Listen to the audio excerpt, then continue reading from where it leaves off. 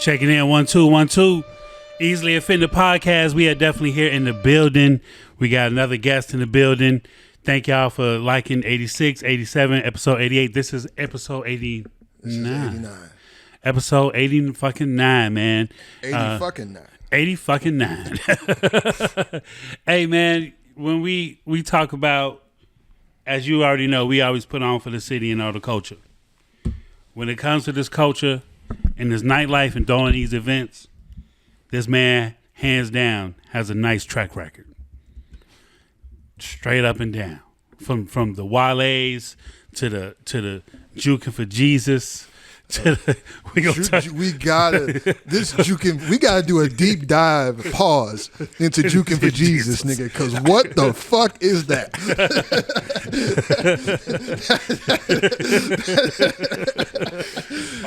That's crazy, bro.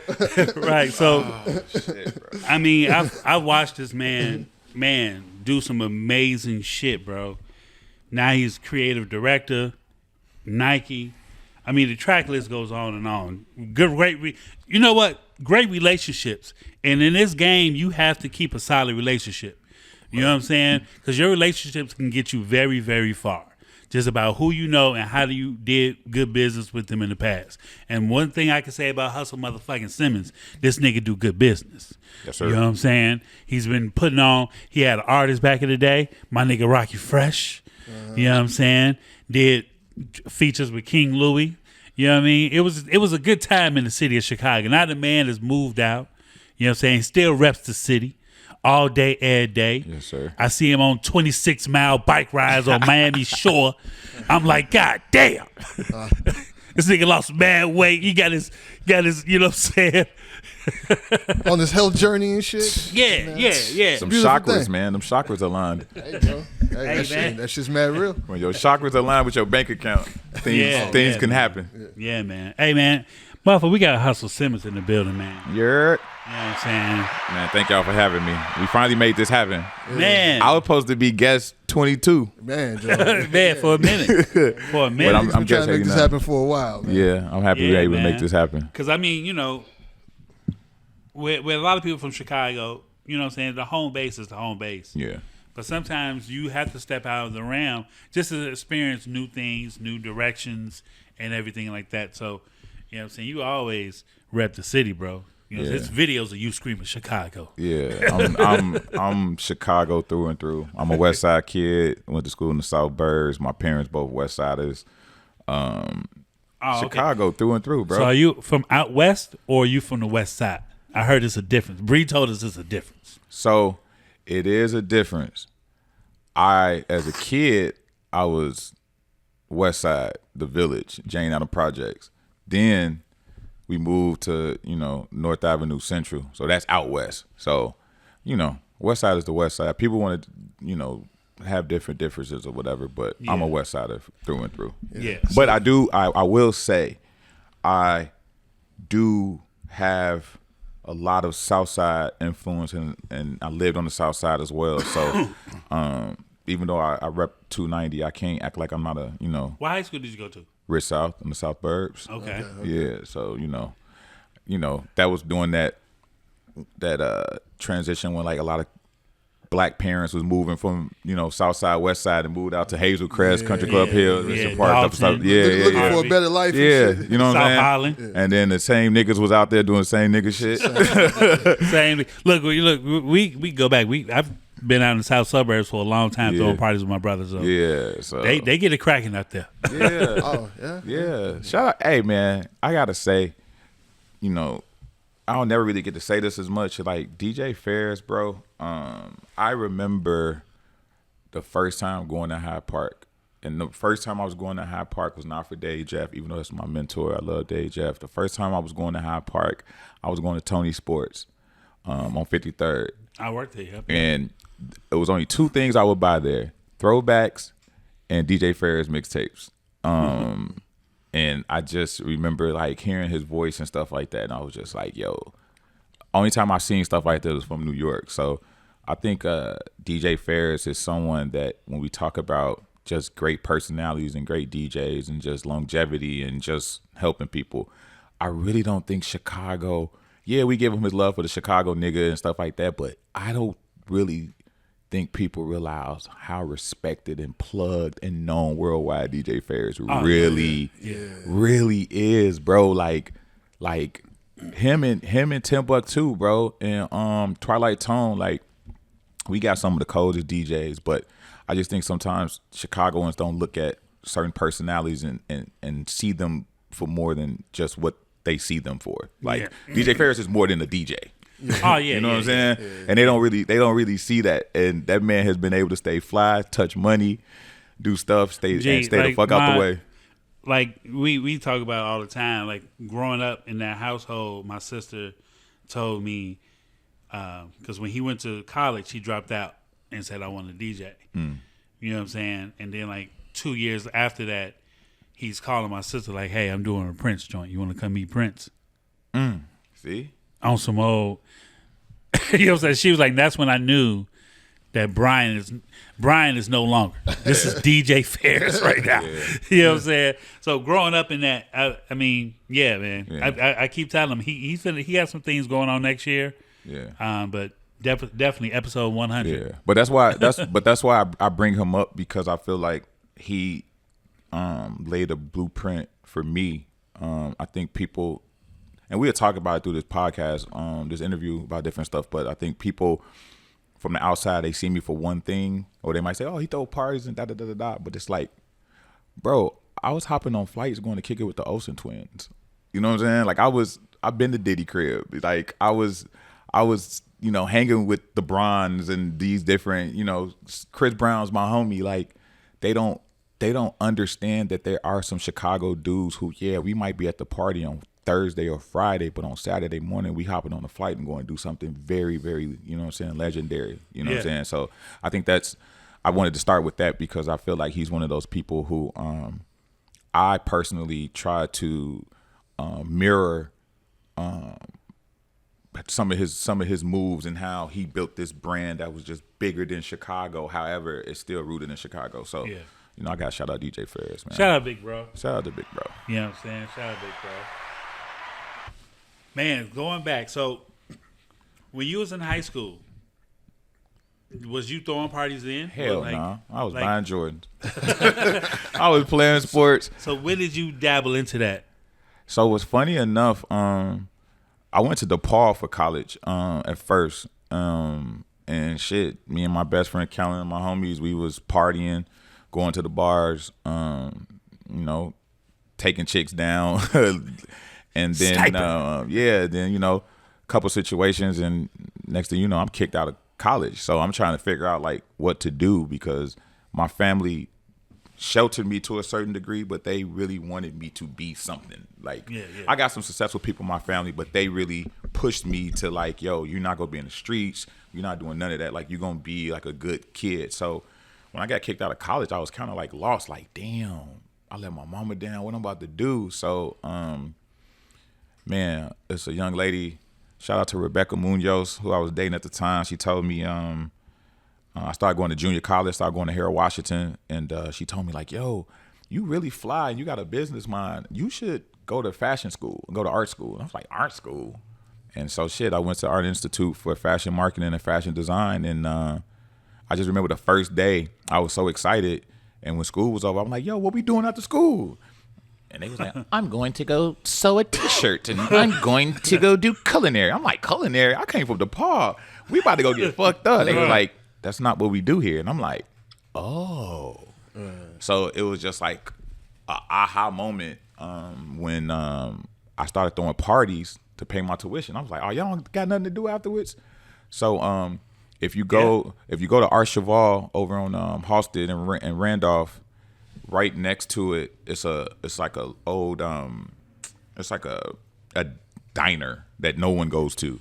Yeah. But above they had some lofts, and me and a guy named Ed, rest in peace to my boy Pro Money, we got a loft up there, and I started throwing these parties for the college kids. But then I realized, oh shit, I can't just throw a party. Like, it got to be something to it. So I would get Mano the DJ, and I started finding rappers, because at the time, late registration was going off. So it was like this void where like everybody wanted to be a rapper, everybody wanted to be fly. So that's when I Hollywood Hope, Hot to Death. I went to school.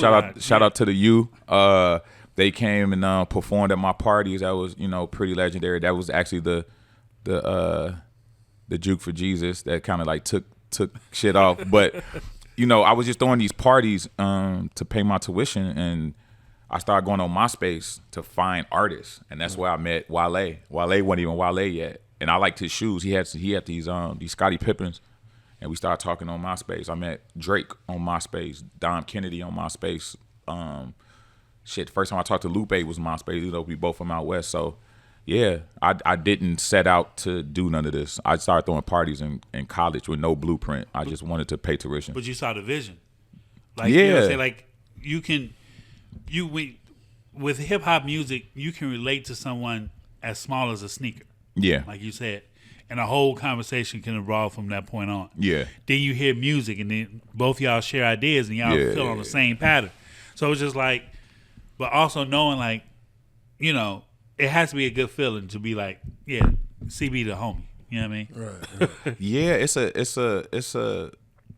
a good feeling, especially when these people are like good people. Right. Yeah. And my it's more mom, genuine. Yeah, my mom always told me, like, don't keep up with the Joneses. You know what I'm saying? My mom told me, like, if it's something that someone got and you interested in it, don't hate on it. Ask them. You know what I'm saying? So for me, it was just Wale had some shoes I thought was fly, and I hit him on MySpace. We started talking, and next thing you know, he's like, "Oh, I'm about to drop this song called Ice Cream Girl," and then it was like, "Oh, okay, cool." We stayed in contact. Then he was like, "Oh, I'm about to drop this shit called Nike Boots," and then we just became the homies, and it just you was the first one to bring him to the city. No, I really wasn't. I tried to be the first one. I was the first one to really do some shit with him, but he did a tour, his first tour, attention deficit tour, and the first thing he did in Chicago was a meet and greet at Juggernaut. So Juggernaut was the first ones to do something. So, and it was him, a 15-year-old Vic Mensa, my man Knowledge from Kids in the Hall, young Chris from the Young Guns, Nez and Rio, Brainiacs. Like, yeah, it was a time, but that was one of those things that, like, Wale was really like, yo, I want Chicago to be one of those markets for me, and I was like, I got you. Like, you my brother.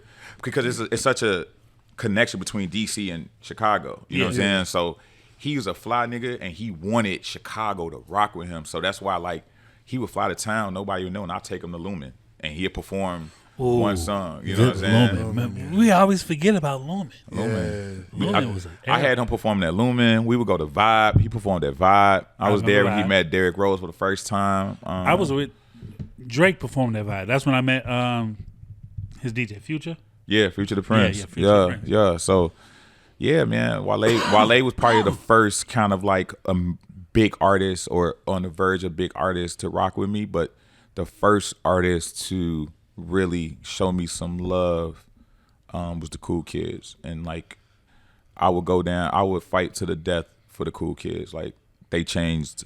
There would be none of this shit going on right now without the Cool Kids and what they did. They definitely changed the course of music. Yeah, they changed shit. It's good to see them kind of coming back out and reclaiming their shit. People got to give them their props. Yeah. They made, before niggas was wearing snapbacks and rope chains, they was doing that. We thought the shit was kind of weird, but, I went to college with Chuck English. Me and him went to college together, and then Mikey Rocks went to the same high school as me. I was in the same grade as his oldest brother. We played football together. So we had that connection, but it's just God's timing, bro. I was just put in a position where I was around so much energy that I was just like, yo, how can I help?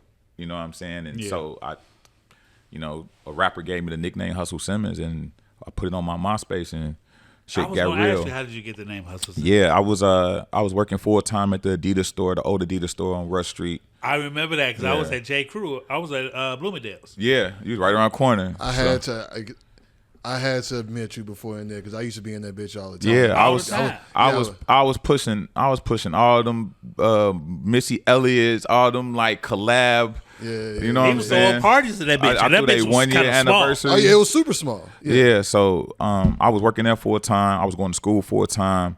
I was also working for Cornerstone, which became Fader Magazine, passing out flyers, and then I was throwing parties. And this rapper was like, "Man, I see you everywhere, dog." I remember I was standing outside the store about to go to work.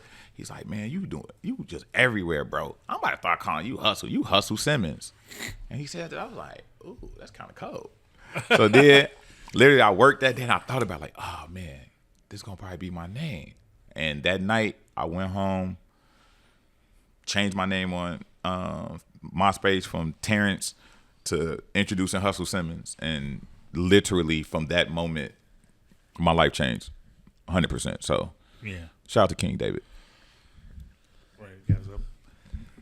So okay. I know we kind of glossed over that. You want to get to Juke for Jesus? You got to tell. The Juke for Jesus. I'm stuck. I haven't been able to think about anything else, but since you said that shit. So basically, I started throwing parties, and I did like probably 4 parties, and they was all pretty good. It was like 18 and over parties, right. And it was 18 and over parties after the tragedy at E2.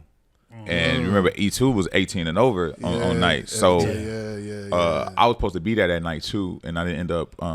It was crazy. I was supposed to go to the party that night, and me and some homies instead, we was in front of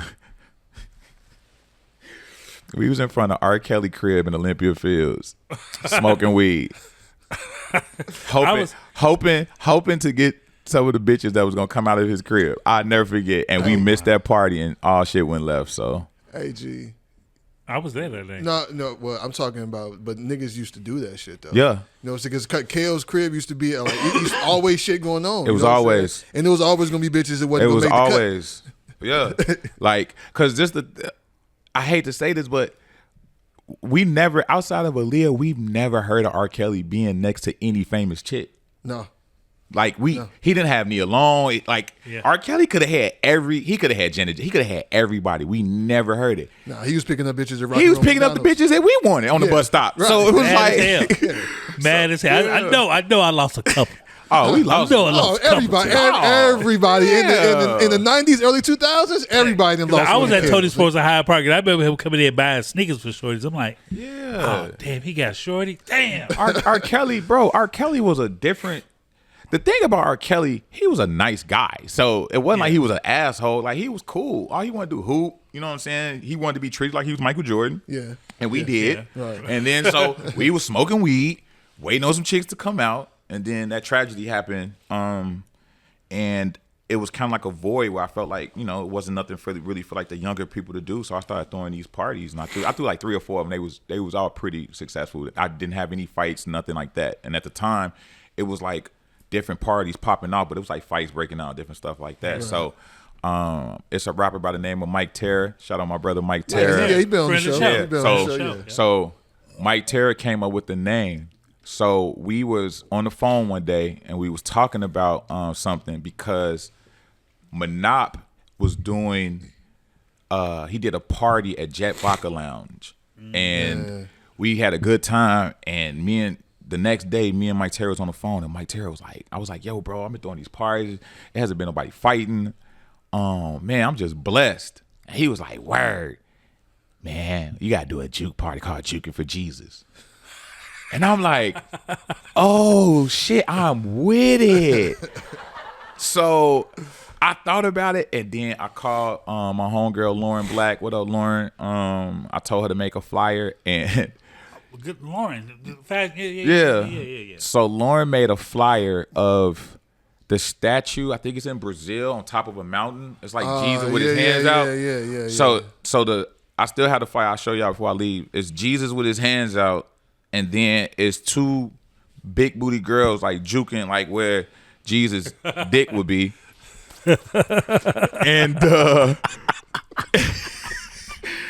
And I put that flyer up on. I put the flyer out and I said, yo, I'm doing this loft party called Juking For Jesus. And I got Hot to Death and Hollywood Hope performing at this loft. And it went up. It went up. Like, we had bottle service for underage motherfuckers. We had coke. Wait, y'all had bottles? We had bottle service. We had coat check, and then we was finding kids that went to the art school that painted, and I was like, yo, we got to decorate this loft, because we told the building that the loft, we was gonna live in the loft, and my man Ed was paying for it, but we turned it into a venue. So we had all the kids that was painting put their artwork around the loft, and it was like, yo, we sell it, we get a little percentage, you get your money and stuff like that. So it was really me just building community. Yeah. And Juke for Jesus cracked, and I just remember the next day they was talking about it on WGCI. I think it was Tony Schofield. They was talking about it on WGCI, and it was just like, how dare he make a party called Juking For Jesus? You going to hell. And that was the first time I had some kind of like not even PR, but people was talking, and I was like, oh, people paying attention. They talking about my ass on WGCI. And that's a big deal back in the day. It was a big deal. Everybody listened to GCI. Yeah, they was hearing about it. So that was the first moment where I had arrived and people started knowing, who I was. But Mike Terra came up with the Juke for Jesus name, and I thank him to this day. If anything Mike Terra need from me, that's my brother for life. Treat the crew. Mike's interview we did was like damn near 2 hours and 45 minutes long. Yeah, we had a bottle of Hennessy on the table, bro. That shit was. Yo, and we was getting fucked up beforehand. Like I forgot what I was saying mid question. It was crazy. It was great content. It was a good time. It was Mike Terra got crazy story. Mike Terra been around those folks. Like he's quiet to a certain degree, but when you really talk to him, one of the drop my phone. One of the smartest dudes I know. But shout out to Mike Terry. He came up with Juke for Jesus. And God, I guess God still looked out for me because my life been blessed ever since. So it wasn't that bad. That's crazy, man. So we get down throwing parties. It's coming along. You're on television. I think I really noticed you when you started doing a little bit before you started doing Southwest by Southwest. Okay. You know what I'm saying? Like I was hearing. Yeah. Because I was working with Hustle at the time. Yeah. Shout out to John and Don and Happy and them. And I'm like, I'm throwing college parties. Who is this dude doing these college parties? Yeah. He had all the downtown. Like we had all the ratchets.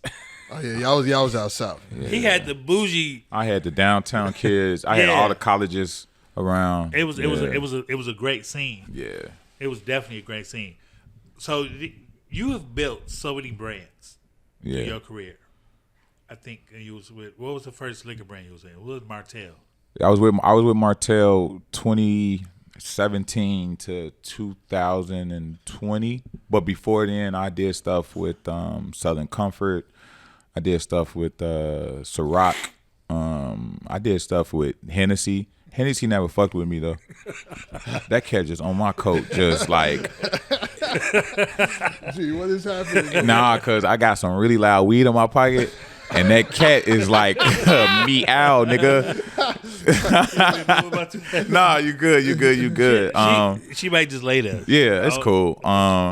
She might actually spell my dog too, so I don't know. But it was.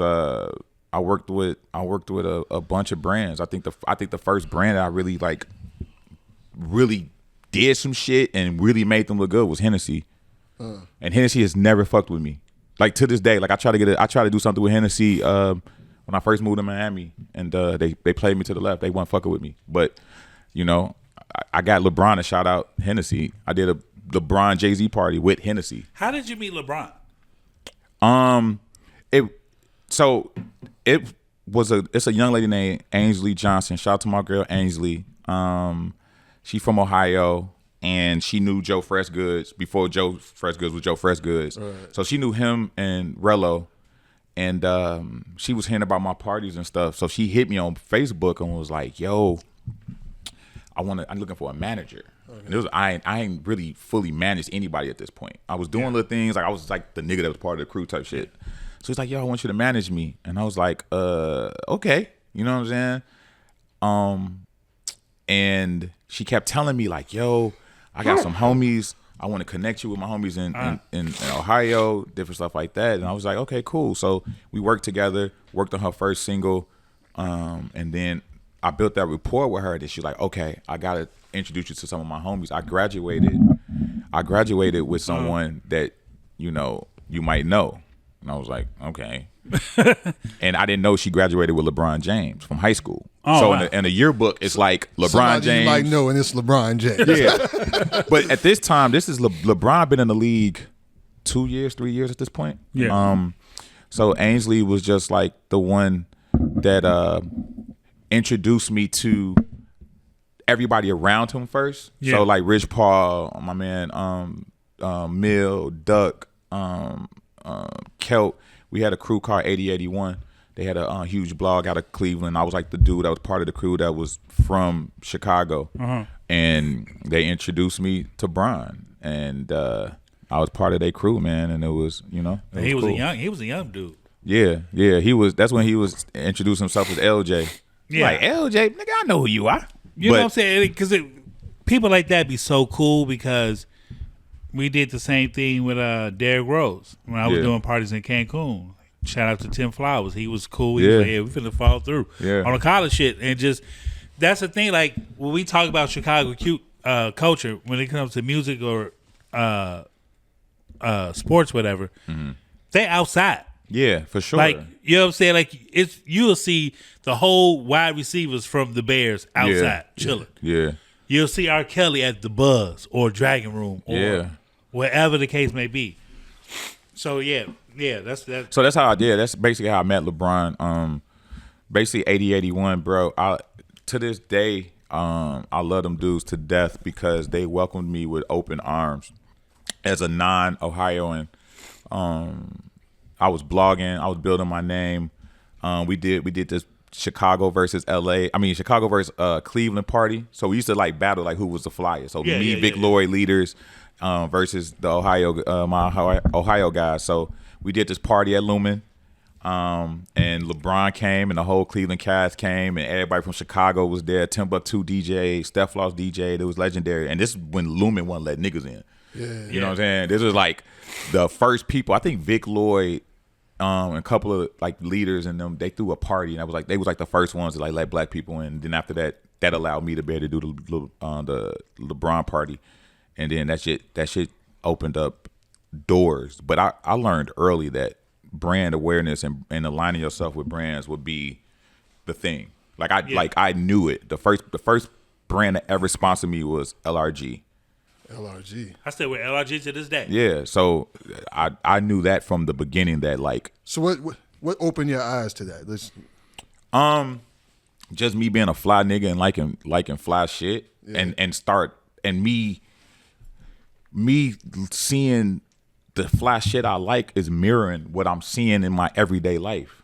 So I was the kid that would like, my mom would tell you, anytime she went to a store and she couldn't find me, everybody knew I was there. I was in the magazine section. So I'm reading these magazines and I'm looking at the Source magazine and I'm seeing these advertisements and I'm like, that look like out west or that look like over on 87. You know what I'm saying? Yeah. So I just started like looking at that. And then when I went to fashion school, I started like seeing certain things. I'm like, oh shit, these brands want us. Like I'm spending my money on this shit. They want to market to me. Yeah. So, oh shit, I can go to the hood and fuck with any of the hood niggas, but I can also go to motherfucking the suburbs and hang with the white kids. Like I could be in all these rooms. So I was just like, all right, I'm just about to reach out to these brands. And I was like, yo, I'm popping, I'm doing this, that, and the third. Send me some free product or whatever. A lot of them didn't listen. But how I started getting my first brands was I was going to Fly and I was buying all my Nikes and my Jordans from Fly. Yeah. Mm-hmm. And I got tired of buying them, so I started posting like, "Yo, shout out to Nike for sending me these shoes. Shout out to Jordan for sending me these shoes."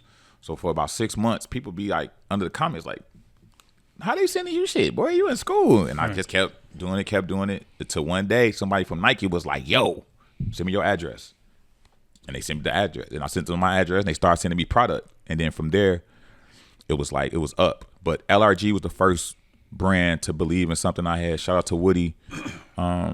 They was the first brand. My homeboy Matt was a sales rep. Yeah. What was I can't even think of the owner. He rocked with me too that died. started LRG. I can't think of it, but him, Woody, Ben Baller, they seen my vision as a young kid, and they rocked with me. But yeah, I was literally reading Source magazines and seeing advertisements, and I was just like, bruh, that look like Out West, bro. I could do this shit. You know what I'm saying? I started understanding culture, and that's kind of just been, you know, my bread and butter. It's a lane that during that time was great because we all watch television. We always watch these videos and shit. We wonder, like, how did Sprite get in there?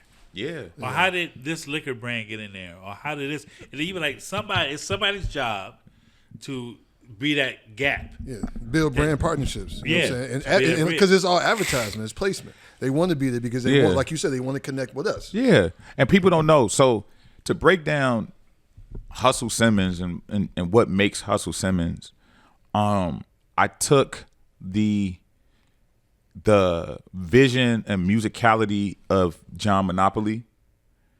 I took the bravado and the look at me consumer facing elements of Diddy. But I also took the connecting with artists and building community with artists from George Daniels. You know what I'm saying? Yeah. I took the hosting part of my career. I took that from Dave Jeff. So it was a melting pot, but the seasoning on top was Reggie Knowles in like the Dem Dare era, like these Sprite commercials and watching my favorite rappers in Sprite commercials. So I just put all of that in just a melting pot, and that's what I wanted to convey. Like I wanted to be John Monop, you know what I'm saying? And so when I did my Adidas party and I booked GLC and Rhyme Fest and different stuff like that, I remember asking John Monop, like, yo, bro, can I get an internship? And then I asked him for a picture. I still got the picture on my Facebook. He had a blue crystalled out bathing ape sweater that you only can get if you went to Japan. Like you couldn't get it. Right. And I think he had like a Burberry sweater, and I asked him for a picture, and he was like, I ain't gonna take a picture with you, but you could take a picture of me giving you an autograph. And he and Monop gave me an autograph, and I was just like, nigga, what? Nigga, I wanna like I was willing to clean his car and carry his luggage like I was that kid.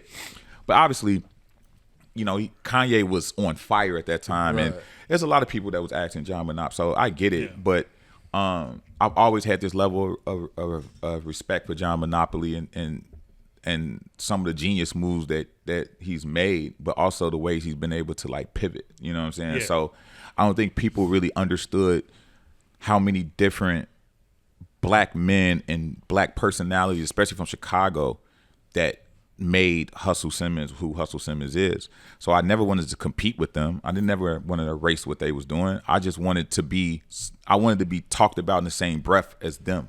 Yeah, you want to be in your pocket. Yeah, so you know, and even again, throwing Pharris in there.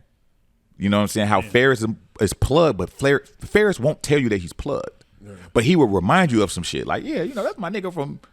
I was the first nigga that brought. I was like, damn, okay, Pharris. I remember Pharris having 2 Chainz in the studio. When he was still Titty Boy. I went to Pharris' crib and Titty Boy was just there chilling. Bro, I was getting calls. I was hearing Mano and people telling me like, yo, we go in the studio working on some stuff. I'm like, who the Titty Boy?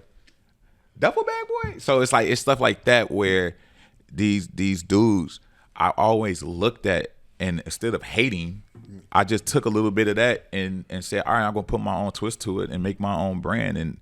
And at the end of the day, all I've ever wanted to do was make all them dudes proud and be spoken about how people speak about them. So that's always been like my like inspiration and shit like that. And I feel like I've done a great job, and I feel like I've done that. And I also wanted to be a nigga that was known worldwide without leaving Chicago, and I did that as well. So, you know, shout out to them for, you know, paving the way for me. And I just hope like young niggas see what I'm doing and they want to keep that going. So your relationship with Nike's been a long time, because you used to work at Nike, right? I worked for Nike. I got fired. I got fired by Nike. Was you at the Nike Town?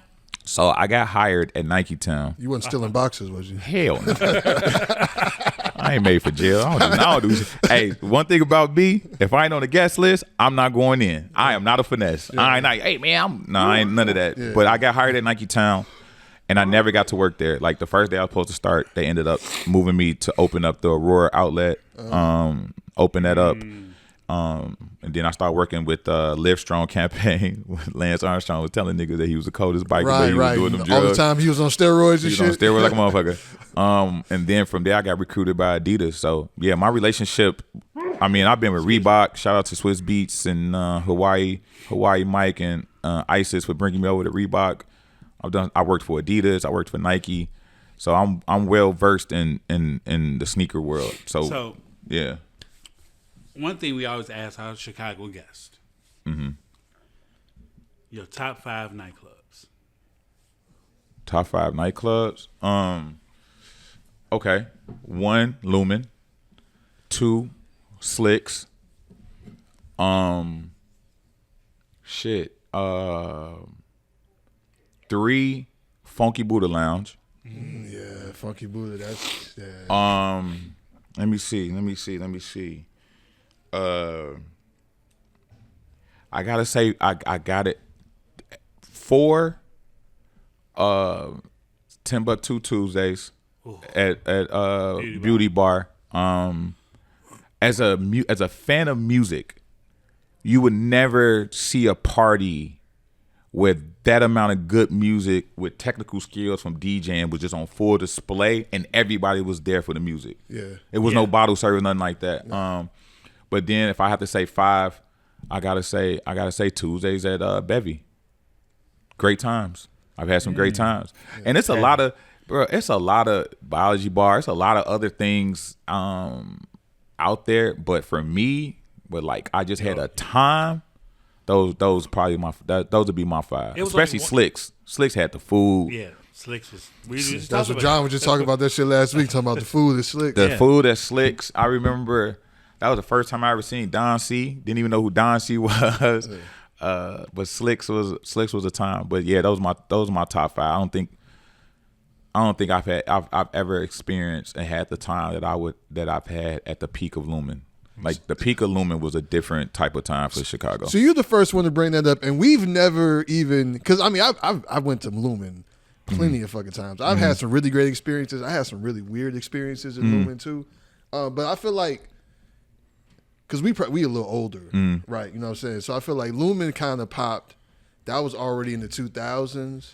Yeah. Probably like early, mid 2000s. About 2005, 6. Yeah, I was 26 at the 25, 26 at the time.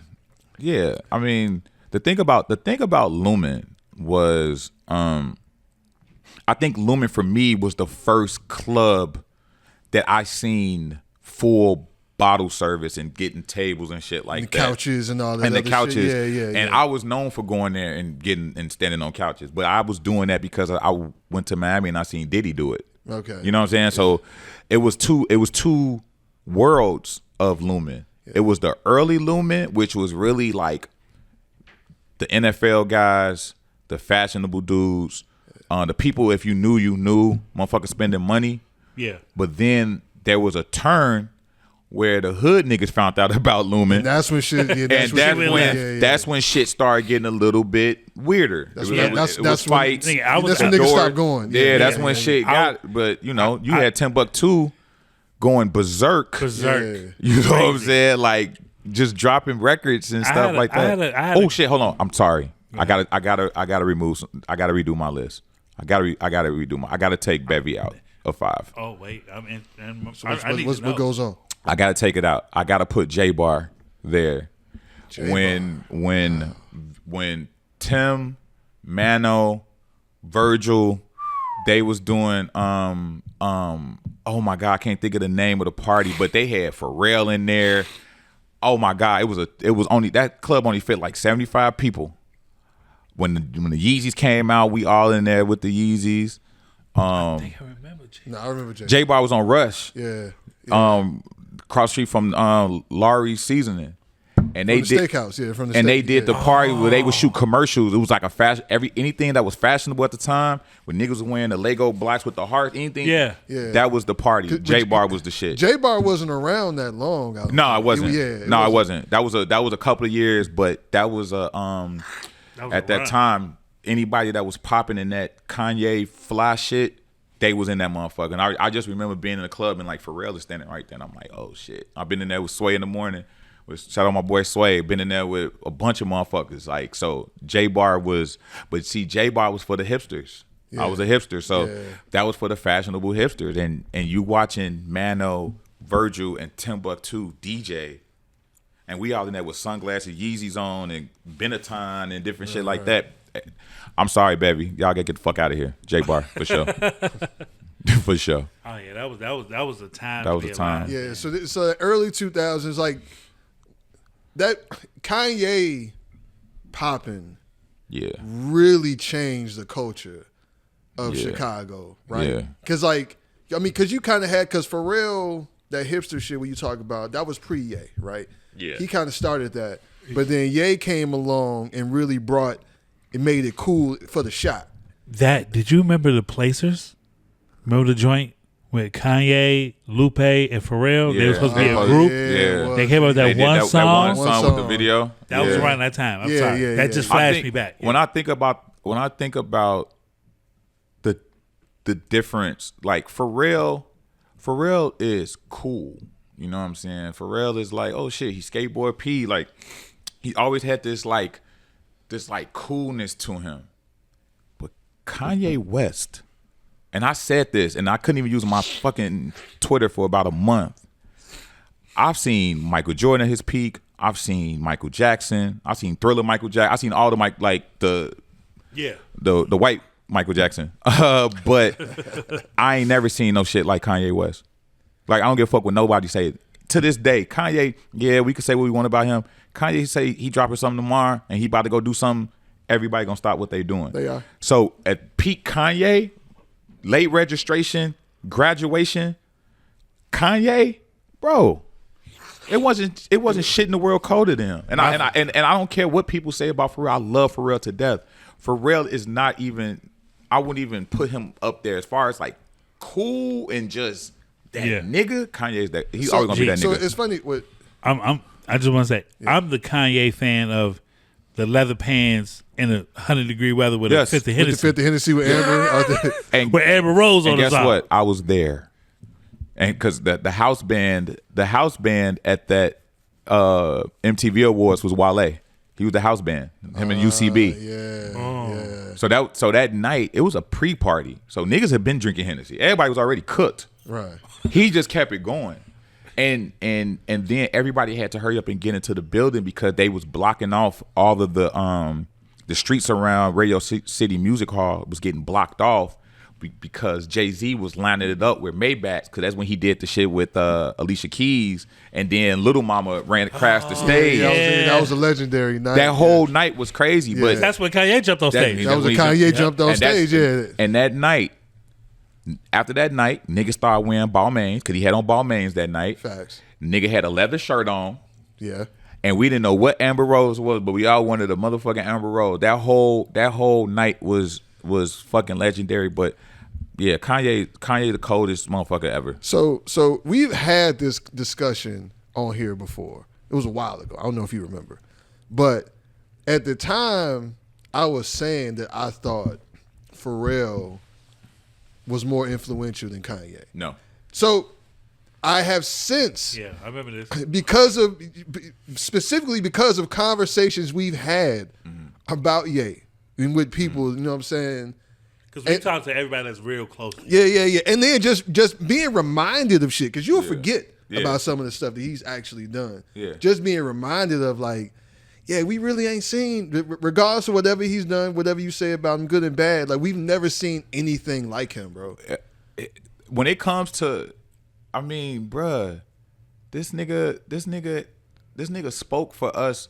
Our age group, I'm 44, so our age group was the last of our parents really wanted us to go to college. Yeah. We was the beginning of this entrepreneur, we dropping out type shit. You know what I'm saying? Yeah. Pharris a little bit older than me, so Pharris dropping out, it was like, what the fuck? Yeah. Us, we was like, bro, we going to school, but we want to throw parties. That's why a lot of people my age that has been successful within the entertainment space all started throwing college parties. You know what I'm saying? Yeah, With Kanye, bro, he had us wearing fucking pink polos and obviously having the 2 polos on and shit. Obviously he was influenced by the Hyde Park dudes and like Don C and shit like that. But this nigga Kanye had his own sneaker, bro. Gee, my favorite outfit during that time, I had a brown blazer that I brought from a vintage store. I had this T-shirt, a Jimi Hendrix T-shirt made by Live Mechanics. Oh, shout out to Live Mechanics. Damn. Some classic Jabot jeans. That was a leader's pickup, I'm sure. Yeah. So Jabot jeans, light blue Jabot jeans with the label, right, with these dunks that I got from Journeys. Yeah. Nigga, Kanye had us wearing blazers and T-shirts, jeans, and dunks. That was the style to go into the club with. And he brought, because to your point, that style was already here. Yeah. Chicago wasn't really known for that because the hood image for the longest time is what really what you thought of outside of like Common. Common was Pelly's. But Common was an anomaly. But what you really thought about when you thought about Chicago, you thought about Twister, you thought about Do or Die. You know what I'm saying? And you thought about Pelly's. You thought about shit like that. Yeah. Kanye, before Kanye, New York was the king of rap, the king of fashion. They was king of everything. Absolutely. Kanye was the first nigga that we seen that had New York niggas questioning their fashion taste and their music taste. Yeah. Facts. You know what I'm saying? This nigga had this nigga fucking had Jay-Z switching up some shit. You know what I'm saying? Yeah. So Kanye is such a powerful force.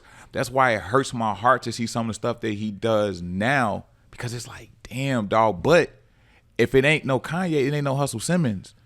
If Kanye, like I love John Monop and all these people, but what Kanye was able to do has led to, you know, John added that sauce to John Monop, already had a cold ass resume. Yeah. But it's like, nigga, you founded Kanye West.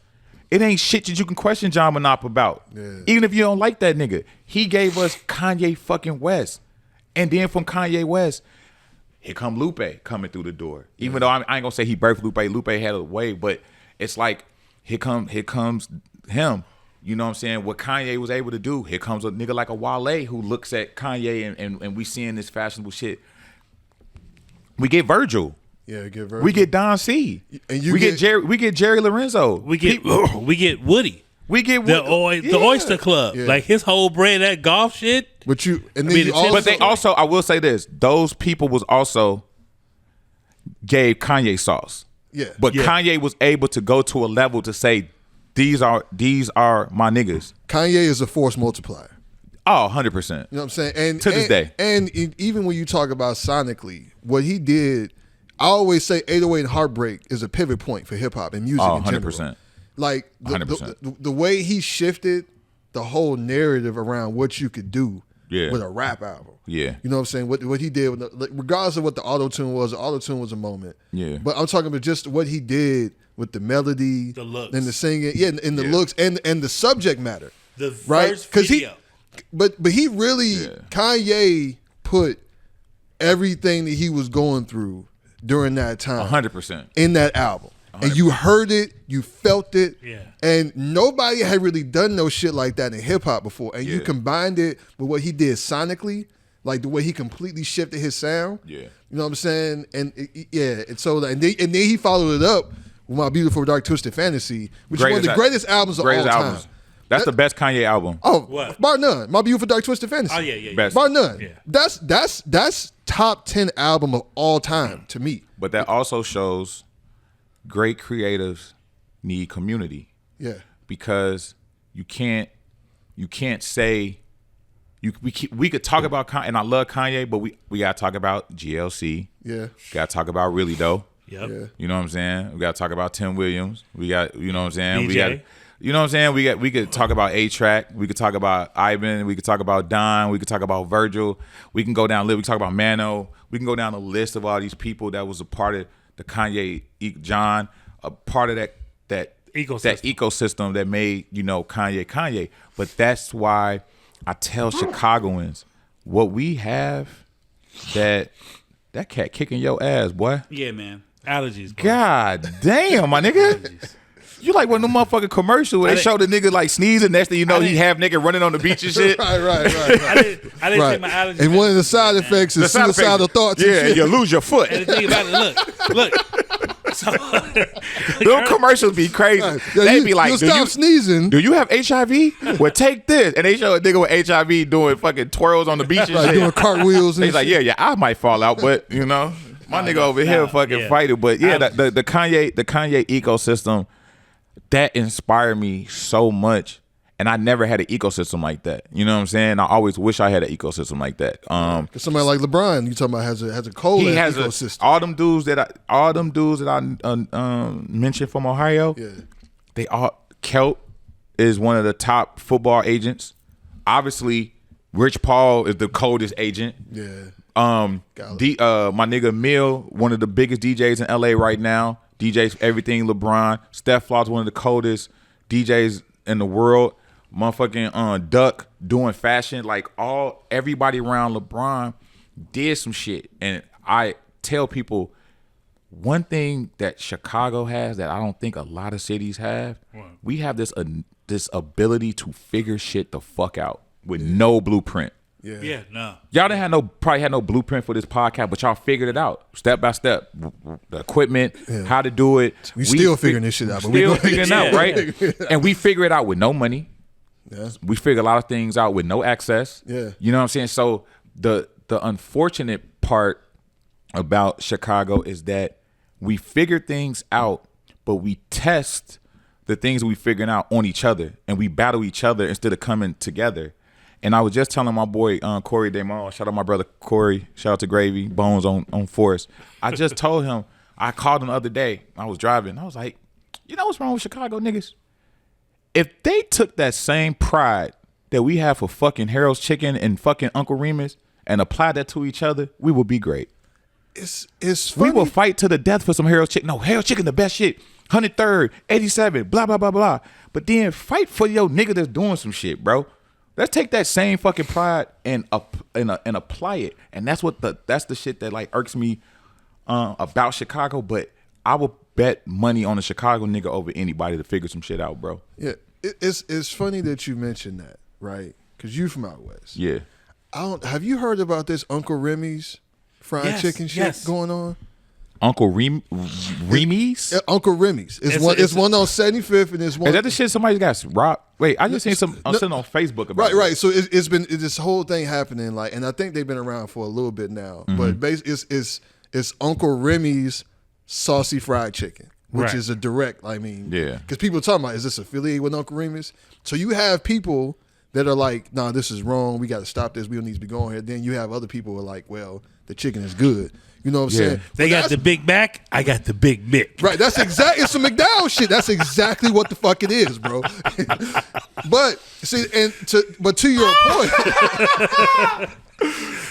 but to your point, that's Uncle Remus. You know what I'm saying? I'm a Southside nigga, so I fuck with Harold's. But Uncle Remus is delicious. Yeah. I always say Harold's got the better chicken. Uncle Remus got the best sauce. But Uncle Remus is a Chicago institution. Yeah. Especially for us as black people. Yeah. Yes, sir. So we should not, as a community, allow anybody to come in and be on some. You know what I'm saying? I posted along exact what you said on that post. Like, gee, nah. So it can be kind of disheartening because you have like content creators going there, making posts about it. You know what I'm saying? Talking about the chicken is good. Like, bro, anything that should happen around that should be like, no, we need to shut this down. I mean, y'all gotta change y'all name. Y'all can. We ain't saying y'all can't sell chicken, but y'all can't be no fucking. Especially if there's some Drake looking ass niggas in there. So that's the thing. They don't look like us. No. You know what I'm saying? Why would y'all think that would happen when we let fucking JJ Fish get that bullshit off? And JJ Fish should have never got off. And see, and people forget. People forget JJ Fish used to be black. Yeah, People forget and that then they shit. sold it to the people. Yeah, you know what I'm saying? And then we got Sharks and we got fucking JJ and we don't own none of them shit. We are notorious for letting outsiders come to our city, run a fucking muck, because it's like wrestling, right? We're all in the ring, fucking fighting each other, while these other niggas coming from out of town and running a fucking muck. You know what I'm saying? Like, I when things like this happen in Chicago, it don't bother me anymore, because I'm like, I've been seeing this shit. Yeah. I've been seeing Chicago accept outside things because they outside things. And we have this thing of when we see somebody that looks like us, come from the same high school, the same area, that's doing more than us, it's like their success is a reflection of our insecurities. But if somebody from out of town do something, we look at it like, well, they from out of town, it should be like whatever. So if it's Uncle Remy, if it's Uncle Demi, if it's Uncle whatever, let them get their shit off. Cause y'all let motherfuckers do it. So it's how many motherfucking black stores that we watch close down, but we let tops and bottoms run amok on the out west. Yeah, you know what I'm saying? It's funny because we had that conversation with Brianna. We named our last episode the shit. Yeah, because you talk about this Chicago shit. Yeah, and it's something that is hard to really understand.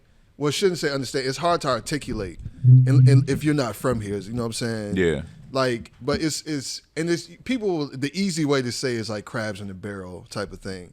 Yeah. But it's something like deeply psychological about it, right? Mm-hmm. I've used this example before when that Genius documentary came out with Kanye, and this was like right after he blew, and he wanted, because everybody used to call him, he was Kanye. It was just Kanye. But he wanted to be referred to as Kanye West. Yeah. And he was doing that big conference that GCI used to do every year. He was going to be on the panel. And he wanted to be on his nameplate and everything. He wanted to be Kanye West. And it was just like, you Kanye. We ain't even, you know what I'm saying? Like they giving him pushback about what the fuck he wants to be called. Yeah. Right? But you're not going, if Jay-Z say, I want my shit to be Sean Carter, it's going to be, yes, Mr. Carter. We're going to put you, you're going to do exactly. So why are you pushing back on Kanye? We should be more protective of our own. And I can never really understand why that is, because we have so much to give, and we've given so much to the culture. I think we are, and I'm in this too, so what I'm about to say, I know when people see this shit, they're going to probably cook me on the internet, but fuck y'all. We a very insecure city. We're a very highly intelligent city. Yeah. We're very hard working, but we're very insecure when it comes to things. And I think it's because we're in the middle. We got so many influences. It's a melting pot. It's such a melting pot, and we're just geographically set up to be segregated and not like other areas. Yeah, it should never be like man, fuck the South Side, I'm from the West Side. Fuck 290. It shouldn't be none of that, because we all do the same type of shit to a certain degree. But that's just what our city is, and I think Kanye was the first person that we really got behind, and we poked our chest out to these other niggas like, we got Kanye West. Fuck what you got going on.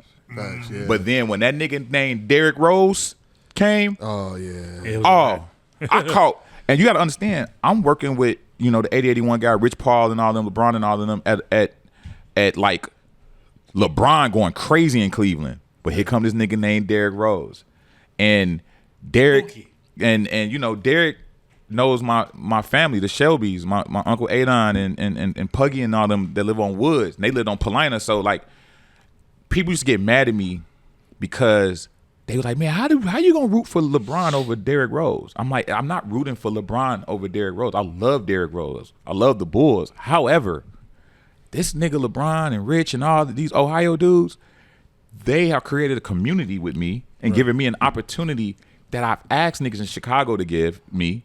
So I'm riding with the niggas that has helped me. To this day, I'm gonna always ride with Rick Ross because how he changed me and Rockie's life when we signed the MMG. I forgot about. So when niggas change my life, I'm riding with you. I don't give a fuck like what's going on. I remember that, bro, because y'all was on Sway. Sway. So look, you know what's so crazy? Last night at dinner, I was literally telling a story about we was on tour. We was on the Dreams and Nightmares tour.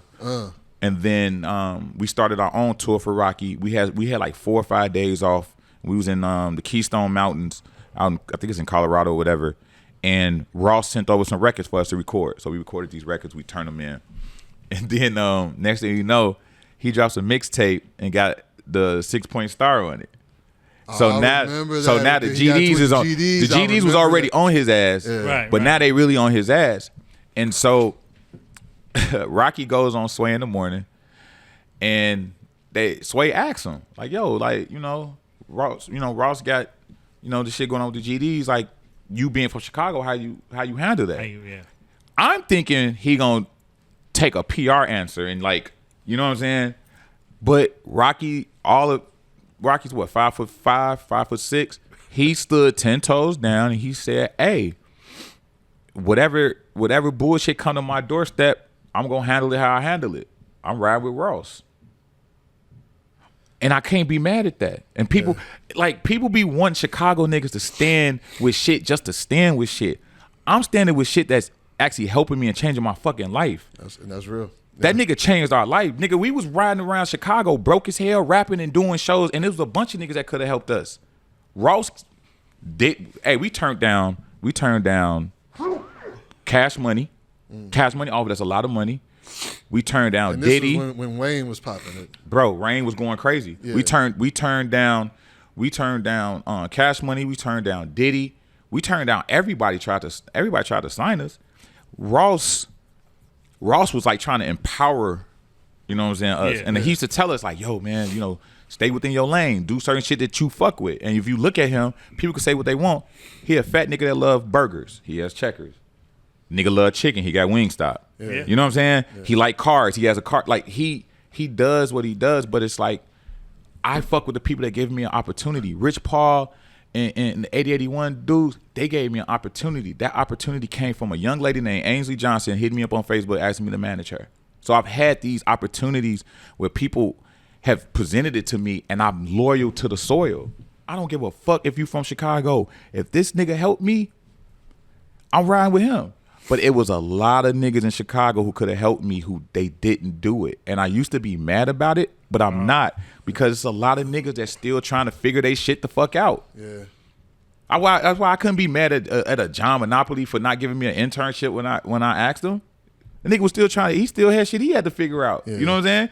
So cause when I first touched my first M and I thought my shit was up, I was still figuring shit out. And that's what led to me now creative directing and doing campaigns for Nike and Jordon brands and shit like that. Like, but that also came opportunity for somebody that's not from Chicago. Yeah. That gave me that opportunity. Well, I'm 11 and a half.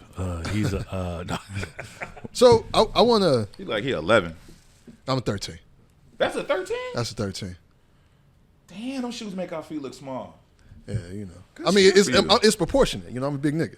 Yeah, I'm a fat, stubby nigga. You just got a belly. You know what I mean? You just with a child. Yeah, so okay. It'd be so crazy because this nigga used to be so skinny. This nigga was skinny up until a year ago. So yeah. Yeah, so but I want to touch on that a little bit more, man, because we talk about Ross, and I have my opinions of Ross, but there's one thing that I feel like is pretty well known about him, a consensus around people in the industry, is that he does good business. Yeah, you don't hear a lot about like people getting like connected or getting jerked by him for real. You know what I'm saying? So how did that happen? Like, how did you end up be like first connected with Ross?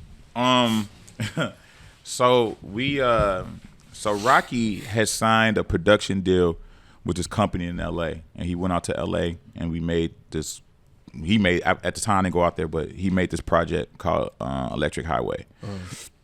So he did the project. He come back to Chicago. We do the listening session at Leaders. Okay. So now it's a bunch of hype around this project. The week before it's supposed to drop, he gets a cease and desist from the production company saying you can't use none of these fucking songs. So now we got like a week to make a whole nother project. Oh shit. The artwork is out, everything is set, but I think out of like 17 songs. He only could use one. That's crazy. So bro gets some weed, go in the studio, and back against the wall, him, my nigga Peasy, my nigga Gifts, they make this project, and it was just fire. So our homie Nem Perez owned the DeLorean, and we shot this video right around Chicago. Rockie driving the DeLorean, wearing the Marty McFly Nikes. Yeah, I remember that. And he has this young lady in the passenger who she wasn't popular at the time. She from LA. She moved to Chicago. She was going to school and working at the Louis Vuitton store, and she was cute, so she was in the video and shit.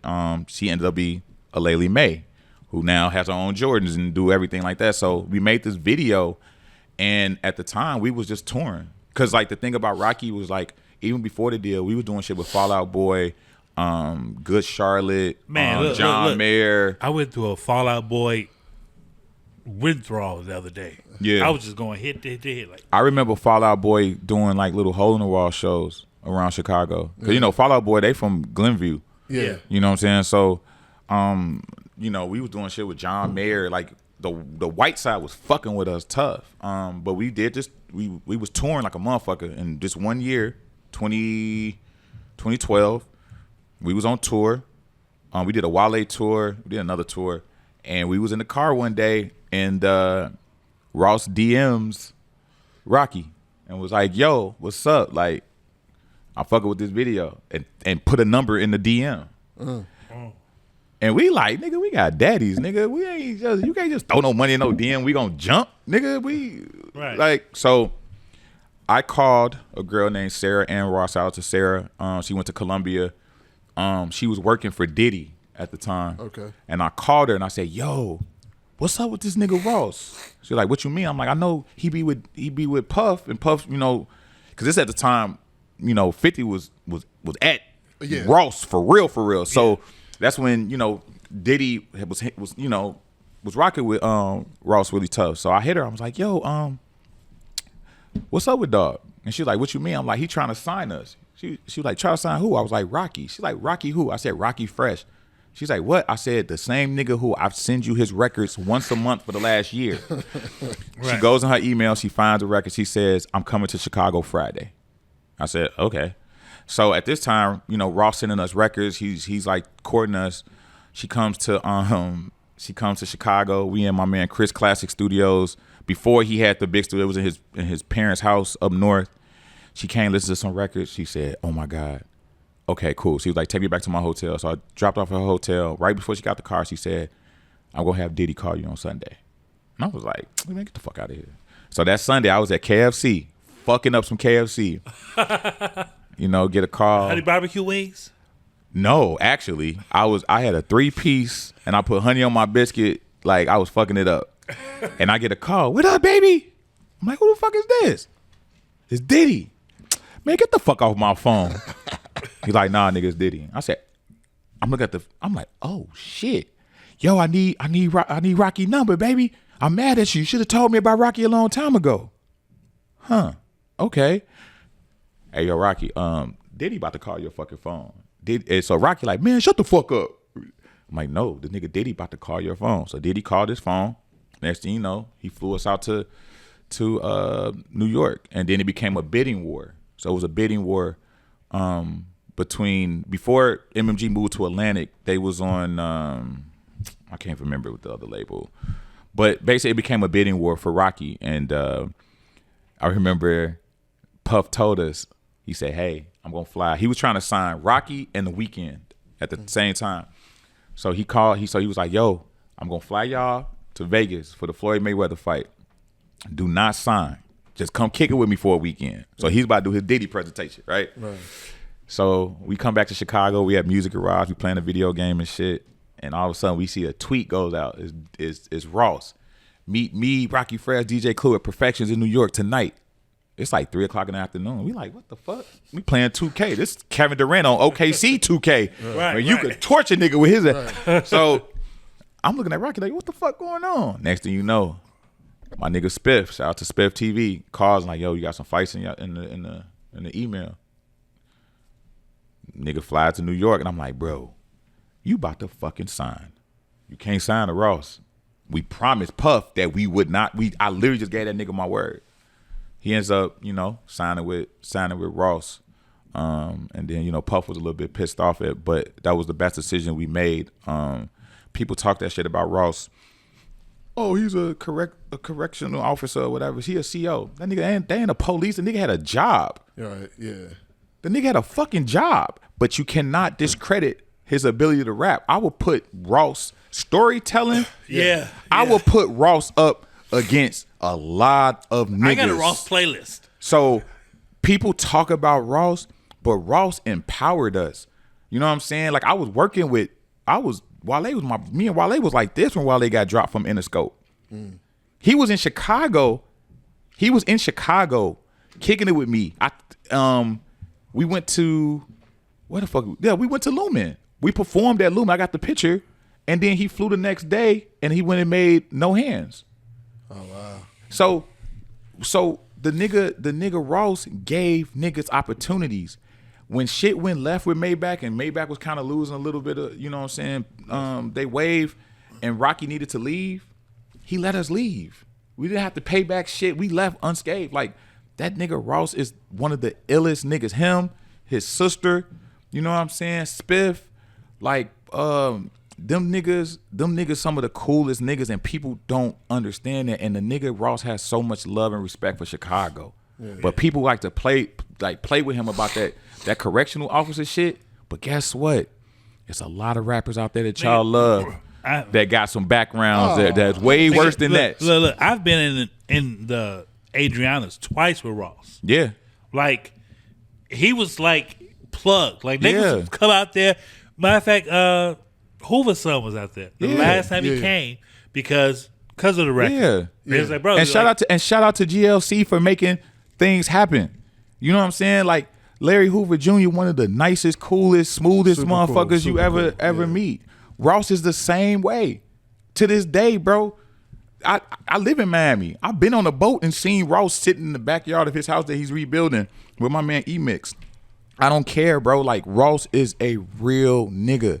And he gave niggas an opportunity. And the coldest thing was nobody seen Rocky sign it to MMG, bro. Yeah. So I fuck with him. I think he's one of the greatest rappers of all time. He's in top 20 for me. So funny because I talked about how, like, my opinion in terms of like Kanye and Pharrell has changed over time.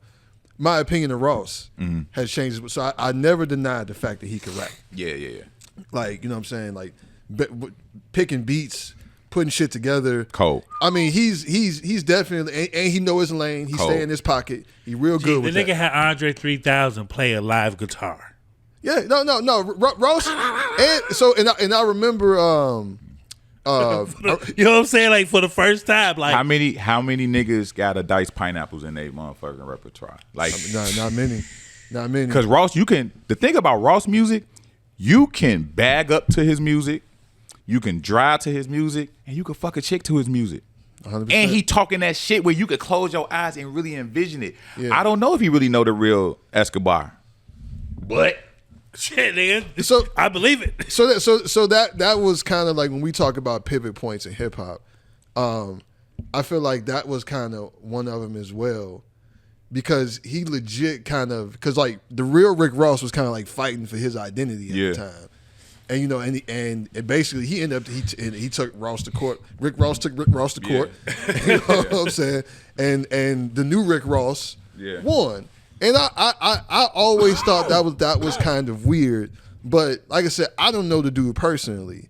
I just thought that was a little straight. That was kind of CB4-ish to me. But I think it was the first time we've seen someone take a historic gangster or whatever name and that person is still alive. Right. But it's a lot of these rappers that names is built off of somebody else shit. AZ. You know what I'm saying? You know what I'm saying? Like, Like, I mean, so that's facts. It's business. It is. No knock to the real Rick Ross. Right. It's business at the end of the day. So that's what I'm. So like, perspective changes over time. Yeah. Right. And then like when you hear about like the story you told is a story I've heard from other people, personally, and just some people I remember when Nip was still alive. He was talking about how good business and that's how we got the song. He was learning from Ross. That's how we met Nip, because of Ross.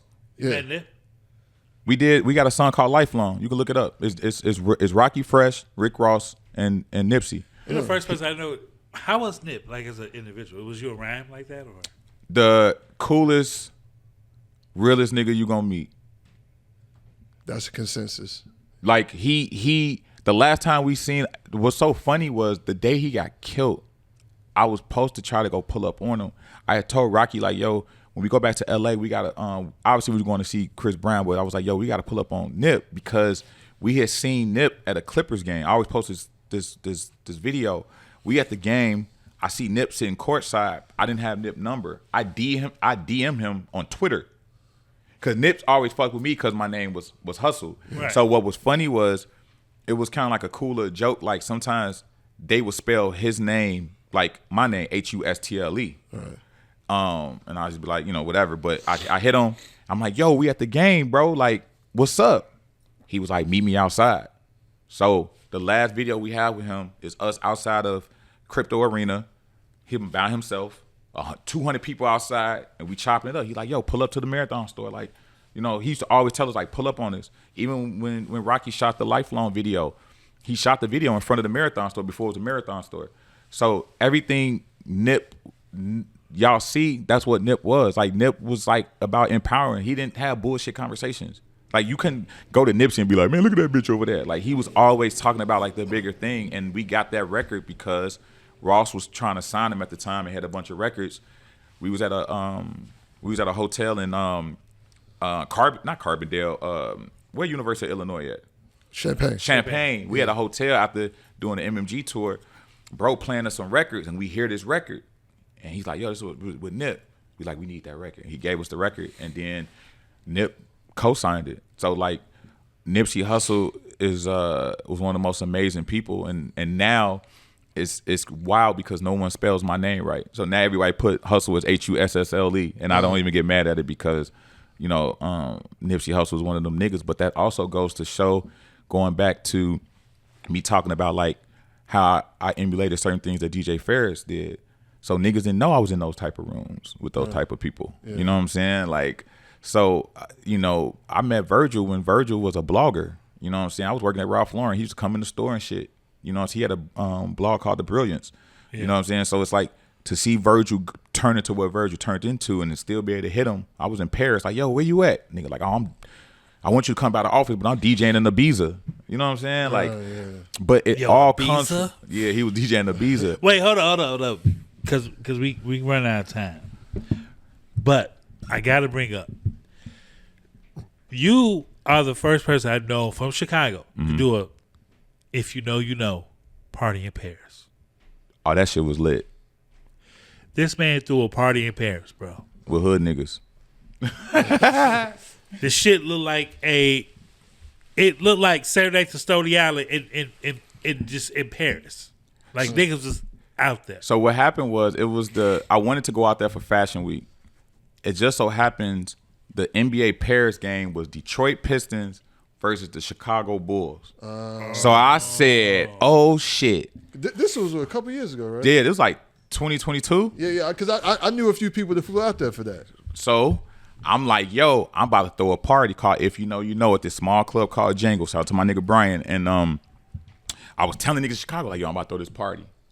So at first niggas wasn't kind of believing it. And then when I flew out there, I was out there for like 2 days before the party, and I'm just showing myself in Paris. So niggas hit me like, what the fuck? Next thing you know, me, Dave Jeff, Diego, Corey, Gilkey, Zoe, Twins, Wale, shout out to my brother Westside Gun, shout out to my brother Conway, my girl Janique, that was Don C, yep. Ivan, shit, it was a gangster party in that motherfucker. We had some of the fucking players from the Detroit Lions. We had hood niggas from Detroit. We had hood niggas from Cleveland, and it felt like we was at the crib.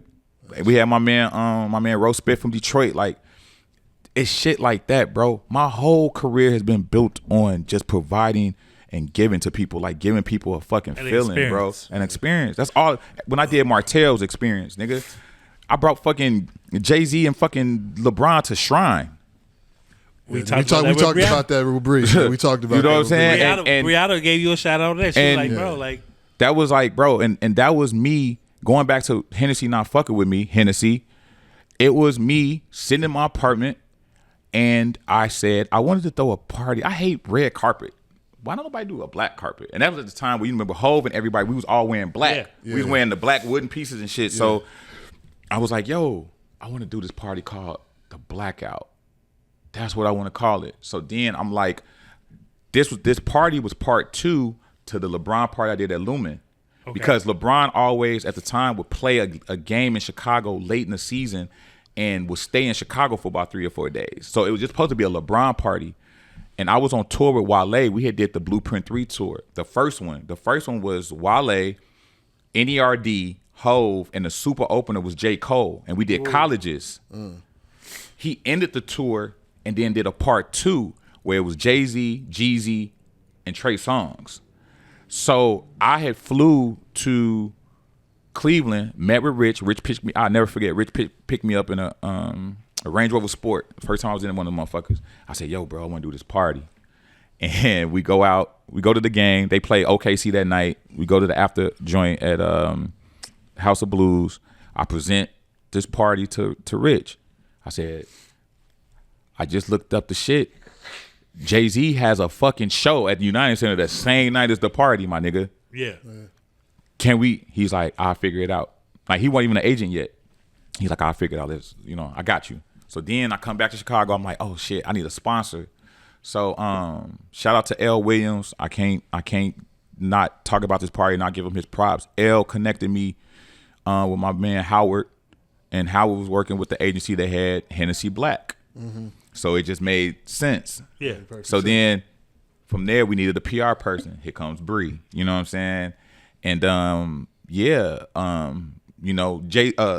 was already coming, but the Jay-Z play, it's a couple of niggas, I'm not gonna say their name in Chicago, who like take credit for like Jay-Z coming and they tell all this goofy ass shit. Jay-Z came to that party because of Rich Paul. Jay-Z loves LeBron. Like, they got a great relationship. Yeah. Rich Paul, niggas love Rich Paul, bro. Jay fucks with Rich Paul. Rich Paul is the reason why Jay-Z walked into the fucking shrine. It was not me. I had a vision and I was fighting for it. Rich made that party happen. And that party, I remember talking about it and niggas saying, hustle cap, nigga, that nigga don't know no fucking LeBron. That nigga Jay-Z. I got the newspapers, bro. Back when Red Eye was popping. You know what I'm saying? And niggas was hating, and we made it happen.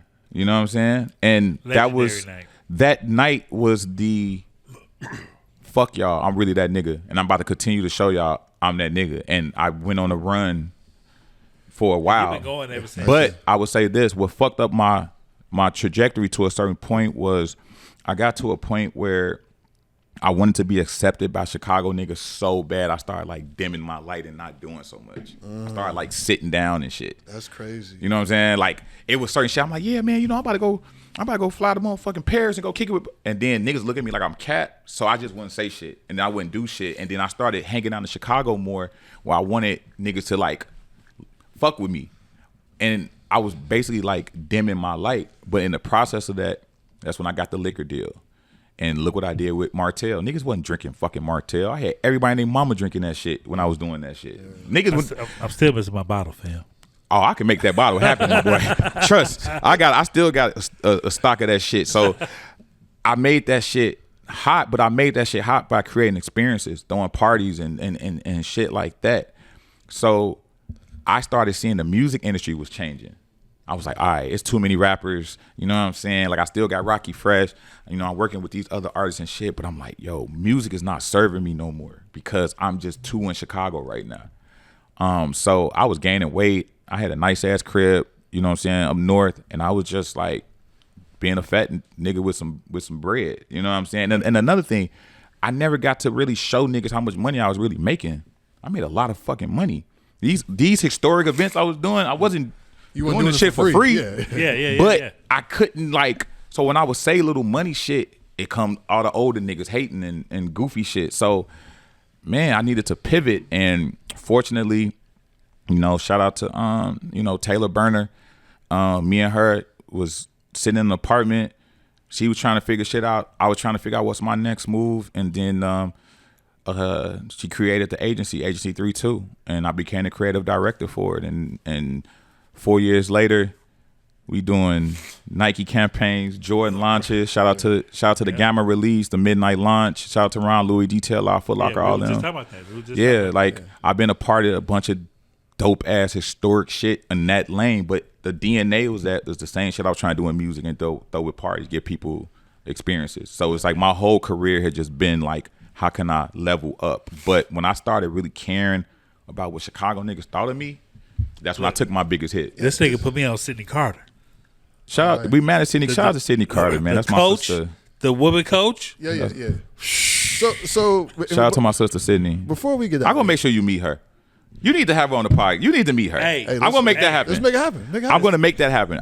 I give you my word. I'm gonna make that happen. Word is bond. Do it.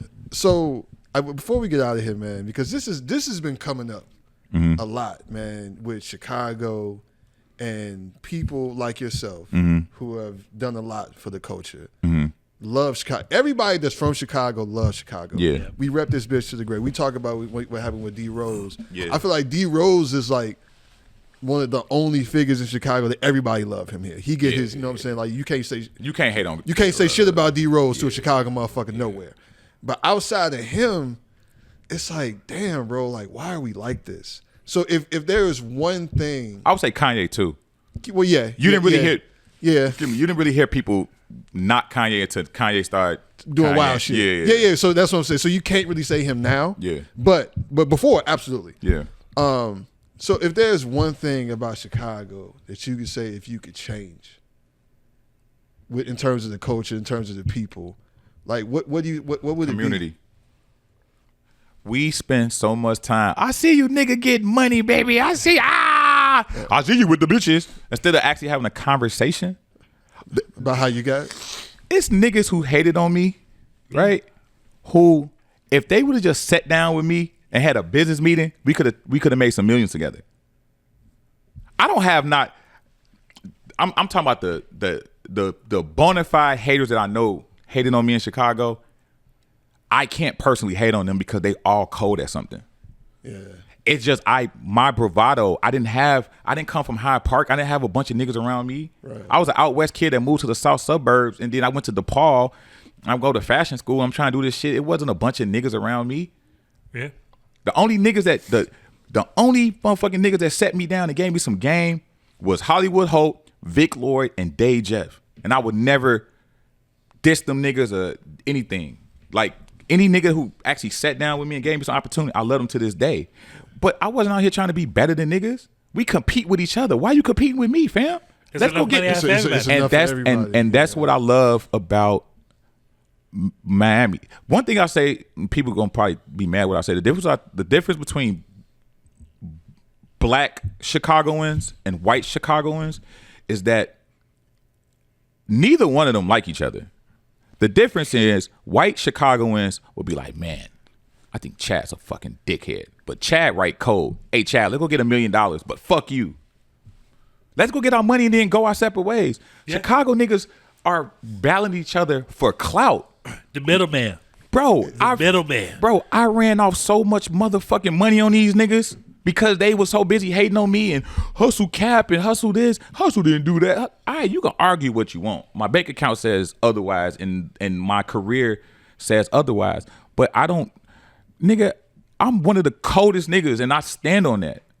I stand on it because my track record, I've had historic shit. Yeah, Jay-Z came to the club. Yes, I was part of that. South by Southwest. Me, Fadia Cater, a couple of other people. We helped make hip-hop relevant for South by Southwest because they didn't fuck with hip-hop niggas. Yeah. They did. They didn't. Yeah, that was like some indie rock shit. Yeah, we made that shit. I helped make liquor deals look cool. Before, the only niggas that was really getting liquor deals were DJs or radio personalities. Yeah. Then I got my shit. And when Martel did that program, they had regular niggas from cities. We made that shit look good. Now look at all the niggas that's getting liquor deals. Like streets. Bro, you know what I'm saying? Yeah. Like, so it's just one of those things where it's like, for me, I just always wanted to be the nigga in the world, not just Chicago. And when I started trying to be the nigga in Chicago is when I fucking failed. But nigga, Joe Fresh Goods, Rello, Kendall Hearns, Corey Damon, Ron Louis, John Monopoly, Don C. Like, it's a list of Brooke Mackey. Like, nigga, we can go down the list. Juan Teague of just cold motherfuckers. Yeah. But if we all came together and did more shit, it'd be totally different. But guess what? We all a part of each other's story. Yeah. So I just think that's like the shit that bothers me. It's like everybody want to be on their own island instead of just coming together. We don't have to like each other. Yeah. Let's get some money. That's why I live in Miami. Them Miami motherfuckers don't give a fuck what you wearing or who you fucking. Yeah. They all hopping out of Lambos. Right. They like, do you know how to trade? Is your girl one of the coldest dick suckers on OnlyFans? Like, and they getting money. She can suck a golf ball to a garden hose. Man, let's shoot content. So what I want Chicago niggas to do is start having more conversations with people and stop judging them based on what the clout and what it looks like. People think I'm an asshole because of my bravado on the internet, but that is because I need people to pay attention to what the fuck I got going on. Yeah. But when you talk to me, I helped everybody. Yeah, you're a cool ass nigga. Every time I see this man, oh, what up, dog? Like, it ain't never been no Hollywood shit. We was in the boxy at the Wale concert. He met Shayla. Me and Shayla, she loved Wale. Yeah. That was a good time. Yeah. Every time I see this man, we've always had a great time. Yeah. It's just like, yo, bro, like, I see what you're doing. That's why it's like, yo, I'm going to make this podcast happen. Like, my schedule be crazy, but I'm going to make it happen. I want to support whatever you got going on because he's always, you know what I'm saying, supporting me. So I just feel like for Chicago, like, let's work together. Yeah. But I'm not going to act like I ain't that nigga. Yeah, I'm that nigga. And you should. And a lot of these other niggas are that nigga. Brianna is fucking cold at PR. Absolutely, 100%. Yeah. Treat her like y'all treat these big ass PR agencies in New York and LA and stop fucking not trying to pay her or sugarcoating. She was talking about that when you were on. She's tired, bro. A lot of us is tired. We're tired of fighting our own people. We're tired of being hated on in our own fucking city. But then we go to New York or LA or whatever. Nigga, I go to LA, they love me. I go to New York, DC, I go anywhere, I'm loved. Paris, why am I throwing a fucking hood party in Paris? Why? Because I can. Because I fucking can. Because you know what? I do good business. That man didn't know me. I got that club from a dude in New York, a homie that I met a few times. We kept in contact. I hit the nigga. It was mutual respect. I said, yo, I want to do something in Paris. Can you help me find a club? He put me on the email. He put me on the DM with a nigga. We have a 10-minute conversation. We get on fucking phone. We talk for another 10 minutes. He said, you can have the club. This is the deal structure. I said, wait, what? Do you need anything? He's like, no, just do the party. I'm like, what the fuck? So when people ask me, how's it living in Miami? I love fucking Miami, right?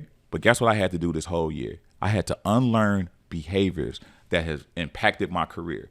We always think somebody's about to play in our face. Chicago, yeah. We all, for real. I go to events and I introduce myself. Hey, I'm Terrence, or I'm Hustle. Oh, what do you do? Like, in Miami, nobody know me for music. They know me for creative directing. But I introduce myself. Yeah. Bro, I hang with black doctors and finance dudes. I hang with Michael Bay. That nigga made Transformers and fucking Bad Boy. We be in the club. Michael Bay, that's crazy. I hang with a dude named Allen.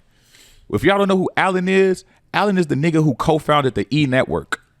Wow. This who I'm doing brunch with and hanging out with and having conversations with. You know what I'm saying? It's different rules, a different mentality. But it's because they're not looking at what I'm wearing and talking about money. They like, okay, you in my presence. What the fuck do you do? Yeah. I met a dude, and he had this white dude. He had this girl. She was so goddamn fine. And I said, hey, bro, what do you do? He says, you ever been to South Beach? I'm like, yeah. He's like, I own South Beach. I'm like, what the fuck does that mean? Real estate? He says, nah. Every beach chair, umbrella, cabana goes through me. I said, nigga, what? Ooh. He has no competition. That's crazy. We never think about who makes the fucking umbrellas at the W Hotel. Yeah. You know what I'm saying? So those are the conversations that I'm having, but I'm having those conversations because I'm introducing myself. And it took my girl to get me to say, stop being a dickhead and acting like a Chicago nigga, thinking you too cool. You walk into a room, everybody know you. Everybody don't know you, my boy. Yeah. So I had to unlearn behaviors, and those behaviors that I had to unlearn has allowed me to creative direct and do certain things, and I've made more money doing that than I've had in my best years in music, and I've had some big years in music. My pivot game has been different, and we all can do it, bro. Yeah. You know what I'm saying? Like, now, if I'm doing something in Paris and there's some sports shit and y'all out there, yo, y'all doing y'all podcast at my shit. Why not? The WNBA All-Star Weekend. Oh yeah, is here. WNBA All-Star Weekend. We about to fuck Chicago up. Hey, shout out to Taylor Burner. Shout out to Asia 32. Shout out to Sydney Carter. Like everybody, Andrea Carter. Like we about to fuck WNBA up. You have a great relationship with WNBA. Yeah, but that's through my girl Taylor. You know, she was a ex pro basketball player and became a WNBA agent and kind of brought me into that world, and we did a dope party last time. It was an all-star game here. We threw a dope ass rooftop party, but right by McCormick, right? You? No, we threw it at the Hyatt Centric downtown. They got a roof it's like a Hyatt something with a rooftop. But we right did by it. McCormick. That's on Indiana. No, it's another one downtown by like City Hall, and they got like a rooftop. Okay. So we did it with Together. The brand Together, Sue Bird and different stuff like that. So that shit was dope. But yeah, she brought me into that world, and I got to see, you know, the ins and outs and shit like that. So now seeing the Angel Reeses and the Caitlin Clarks and motherfuckers get this bread and shit. I wish niggas would stop hating on Angel Reese so hard, bro. I don't understand that shit. Niggas love to hate on Angel, and I don't understand. Because niggas don't like powerful black women.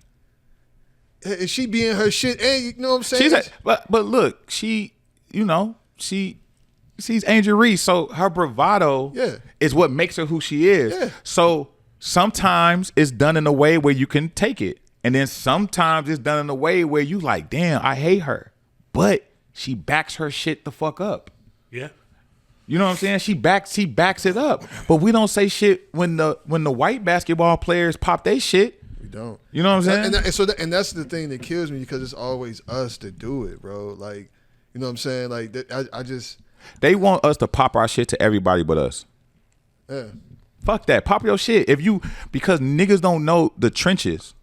We don't know what you two been through to get to this point to be able to do 89 episodes of this fucking podcast. We don't even know what y'all been through just to survive being a black man in Chicago. So if you niggas still got jobs and trying to make this shit work. You get what I'm saying? Niggas gotta go to work. Niggas got families. Niggas I got two boys in college.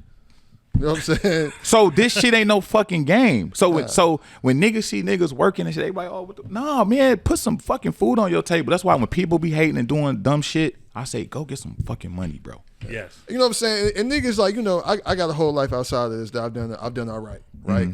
But this shit really for us is just about we like doing this shit. You love that shit. You know what I'm saying? And it's so that's what we ain't on here really trying to have no viral moments. We ain't on here talking no crazy shit, trying to get no clicks and views. We just want to have sit downs with real genuine people. And this is gonna be the shit that changed y'all lives because y'all love it. Yeah. My whole career, everything I've done, I've loved. The couple of things I didn't love doing didn't work out for me. Yeah. So I really love me. I love my life, bro. I was working a job. I worked at Bloomingdale's too. I remember riding the train thinking I was a loser because I got kicked out of college or thinking like certain shit. Nigga, during COVID, I went broke. It was bad, nigga. Like, I was like, oh shit. Like everything freezes. Everything. Like, people don't understand that. But guess what? I didn't fucking crash out. I pivoted and I figured shit out. That's what people don't be talking about. Like, bro, but if we start having more conversations with each other when we see each other in the club, just not just dab each other, but put like, yo, what you working on? Oh shit, I didn't know you doing that. Yo, bro, it would be a totally different fucking because our usual is, what's up, man? How you doing? You good? All right. So if I know, if I know, you know, Wale coming back to town or a nigga coming back to town, do some shit, I would do my best to see if y'all could get a podcast interview. It might happen, it might not happen. But if I see that my homies got something going on, I mean, I ran into Zoe last year at Corey Damon fashion show, and we were talking about his podcast, and I was like, yo, you should go look at this. Too, his fucking they podcast, him and Twin, they going crazy. And I told him, he was telling me some things that he had in the pipeline, and I offered some suggestions, and I kept it pushing. But I support him. Yeah. Me and Fast Geeks ain't best friends, but we've been a part of each other's story. Yeah, and I just want to see that nigga win. I want to see Twin and them, you know what I'm saying, fucking win. I want him to put on socks sometimes too. Right. So that's my dog. It's funny because the episode where he came on the pod was right when he first started Ghetto Runways. Okay. So his episode actually is the most viewed episode we have is what's up. Oh, that's fire. And I remember so this was like it was cold. It was earlier this year, right? And it was when they first and then then I saw him at the house picnic. We was backstage, and I seen him, and that's what it had already gone up by then. Yeah. You know what I'm saying? And I was just like, man, Joe, like I'm so glad to see. You know what I'm saying? Like he was talking about it, like just to see you pop like that, bro. And it's real. I'm not on some like I'm not gonna hate you because you saw success. Nigga, I'm glad for you. You know what I'm saying? Like why would I hate it? Like, why if when you go to a place like Miami, you see Lambos like you see Toyotas in Chicago. Right. It's enough money and opportunity out there for everybody. For everybody. Bro. It's everybody got their own cup of tea. Yeah. Everybody don't want to listen to fucking Joe Budden. Nah. And some of them goofy ass niggas on his fucking podcast. Some niggas want to listen to y'all. It's some niggas that don't want to listen to y'all. They want to listen to Ghetto Runways. It's some niggas that don't want to listen to Ghetto Runway and they just want to listen to motherfucking goddamn Kai Cenat and niggas just and do their thing. Do wild shit. So why hate? Yeah. What you do is you study what they doing and see if it's something that you can pick up to help your shit. And that's what I've done, bro. All I do every day, 5 days a week is listen to different podcasts. Yeah. I'm an audio. I love Audible, so I listen to books. That's how I receive information. So I'm always listening to podcasts, and then I'm always like picking and choosing like how we're gonna move and operate. Because I mean, our chemistry is dope. We got two other co-hosts. You know what I'm saying? One is a comedian, but he hasn't been around in a minute. Shout out to Sean and my homeboy Weezy. Got a family and everything, but like we just stay doing what we want to do because we love it doing it. I've known this nigga since I was fucking 11 years old. Like, you know, like we Chatham kids. Yeah. We grew up with Jay Illa and you know what I mean. Yeah, I went to nigga. I used to. That was crazy. Me and fucking Jay Illa was in the same class for a long time. We go back to like nigga. We used to play fucking basketball in the garbage can. It's at Dixon, nigga, at recess. You know what I'm saying? Nigga, me and Jay Illa had a period of time where we didn't rock with each other. It was during like the MySpace era. And it really just took for a real conversation. I love Jay Illa. Yeah, he's a cool ass. That nigga hit me. He just hit me by my birthday. Like I hit Jay. Anytime Jay Illa do some shit, I support it. I support my nigga too, who managed him. We went to high school together. You know what I'm saying? Like it's certain misunderstandings that happen just because we all trying to get it. We all trying to get to it. But it's just a conversation that needs to be had. Me and Timbuktu didn't have the best relationship when we first met each other because I was this fucking loud ass nigga that they didn't know where the fuck I came from. And after a while, me and him had a conversation, and Timbuktu, that was my brother. He died on my birthday, bro. Like that fucked me up. Like that yesterday kind of fucked me up because I was seeing Timbuktu post. So it's like. That nigga, we've done some dope parties together. We've done some dope events together. He's been a part of my story. But that love between us came from conversation. Me and Vic Lloyd came from conversation. Dave Jeff, if we gonna talk about like Diddy, Andre Harrell, that's Hustle Simmons, Dave Jeff. Like Dave Jeff is my Andre Harrell. Like out of Dave Jeff, I love Dave. Dave Jeff would. I don't give a fuck what goes on. I will always hold Dave Jeff down.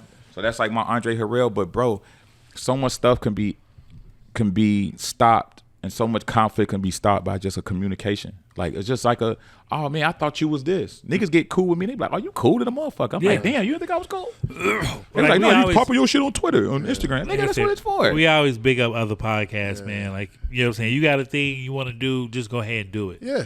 Like, and then you can't cooperate. You know what I'm saying? And you can't battle a podcast called Easily Offended. Can't. The fucking name says it. Right. You're gonna be you're gonna be easily offended because we might pop our shit. But that's just what it is, bro. Like I love Chicago, bro. I'm gonna continue to work hard. I'm blessed. I got a great family. You know, I got a 14-year-old daughter. Yeah, but I've watched her grow up. Yeah, I remember, like, my daughter. My daughter is the IG niece of a lot of niggas. So. Yeah, I'm a father, man. You know, I have a great family, you know, and I'm just gonna continue to do my thing. But anybody out there that want to work and want to do some shit, hit me. You know, I love Chicago. and we're gonna keep it going. But I wouldn't want to be from any other place. But I told myself when I do this podcast that like, yeah, I would talk about me, but I would really make sure I gave my flowers and really talked about those who inspired me, because I don't think I've talked about it enough, and people haven't really asked me enough. You don't do a lot of interviews. Yeah, I don't really do that. So I just really wanted to, give a shout out to all the dudes, and even Kanye, the only nigga, I ain't gonna say nigga, but he's the only person I never got to work with on any type of, and I hope I do. I would probably get fired the second day, because I'd be like, nigga, you tweaking. Like, I'm not like the nigga that be like, oh. Yeah. But it's like, I think we all got our demons and stuff like that. But if Kanye don't do what Kanye do, it don't open up the door for a Hustle Simmons. Because I wasn't thinking about doing none of this shit. It came from being in school and Kanye talking about college dropout, and I dropped out of college to go work with 8081 and LeBron and them. My mom was still mad at me, but I can always go back to school, but it changed my life. So I just wanted to make sure I give everybody their flowers, and all those people that I've mentioned, thank you. Like, seriously, thank y'all for what y'all have done for me. And we're going to keep this shit going. And probably the next year or two, I'm going to come back on this podcast and pop some more shit. So if whoever's the 100th guest, I have to be 101. That's all I ask. Oh shit! Well, it's gonna have to be less than a year. Oh, okay, cool. Say it. Yeah. Because like, you know what I'm saying, because this is gonna be 89. Yeah. So like, and I'm in the gym, so I'm about to be on my fucking Willie Beeman shit. So I might be sitting up here with no shirt on, riding my bikes. Peloton last winter, we was going back and forth on the Peloton. Yeah. The Peloton. With Dave. Yeah. Hey man, health is wealth, man. Absolutely, a lot of things can come from us. Even light shit like Peloton or going to the gym, bro, we can like clear out our thoughts. Like, my mind is always working and moving. So the gym and riding bikes, it's for cardiovascular shit, but it actually helped me like work through this all nigga. the He's thoughts. in a jiu-jitsu class. No. I've been Okay, doing, Kung Fu Kenny. No. But it's funny because I was talking about this shit a few weeks ago. I've been doing Brazilian jiu-jitsu for a long time. It just kind of like one of the things that I fell into. That nigga said, "Play with him if you want to." If you want to see a motherfucking goddamn, if we ever get into a fight, I'd be like, "Real, what should we do?" I don't be on if you hear this nigga say, "Hey Joe, what the?" Get the fuck on. Hey Joe, what the? Oh shit, you about to get a size 13 phone positive to your fucking neck. This nigga do jujitsu? Yeah. And guess what? If you don't bring that up, I don't know that, right?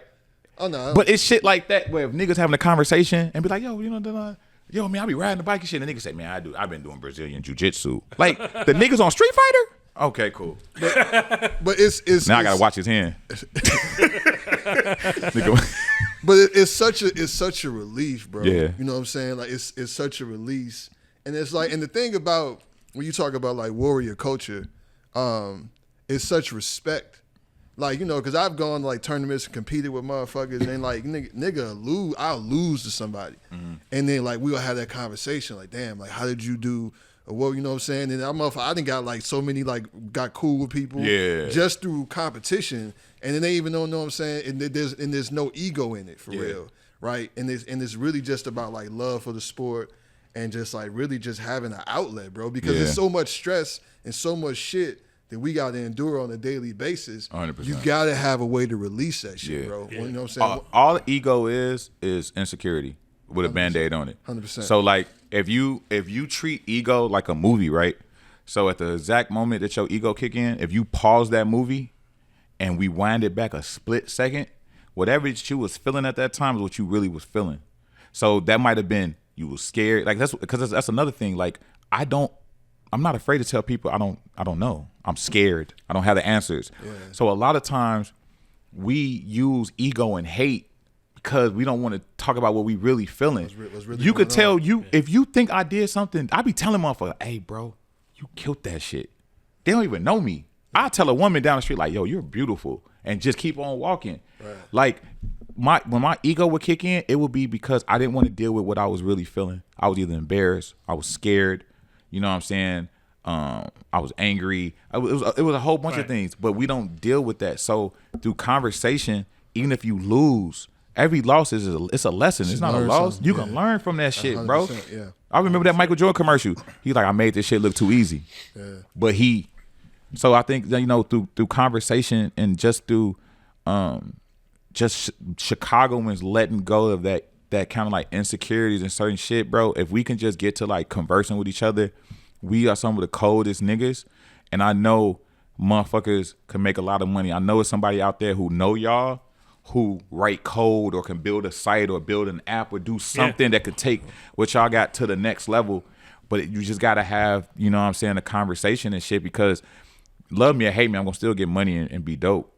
And there's a lot of niggas out there that's like, yo, love me or hate me, you still going to be broke. So it's like, at what point do we let that shit go and we figure out a way to you just come dropped the bar together? right there, G. You did. I mean, it's You've been around rappers a long time. It's Hey, that, and my daddy from the West Side. Yes, sir.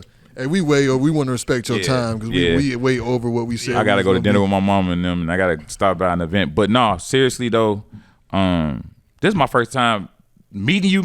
Yeah. So I gotta just show you some love, dog. Sir. It's been a pleasure. Yes, sir. I've been knowing you for years. I'm so proud of you. This is my dog, and I'm just happy y'all got this amazing platform. Y'all let me come on here and pop a little shit. Yeah, man. Appreciate you for coming on, bro. Shout out, Rick Ross, man. When you in Chicago, man, come fuck with my boys over here easily. Hey, bring some Wingstop, nigga. Flex, nigga. Flex. Some lemon pepper wings. He's a businessman. He's not giving you no free wings.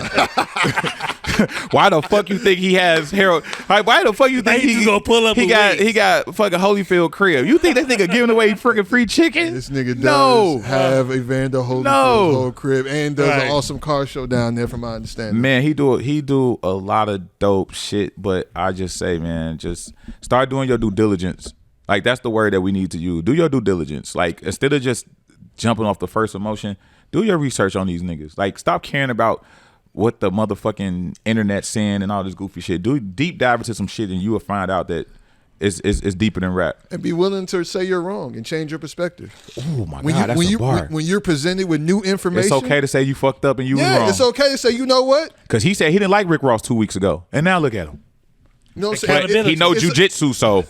It's okay to change your perspective when presented with new information. Yes. You don't have to die on the hill of being wrong. Yes. It's okay. You can let it go. You know what I'm saying? Yes, 100%. I still to this day think Halle Berry is overrated. But I've had some information and I've had some interactions where I'm like, oh, I get it.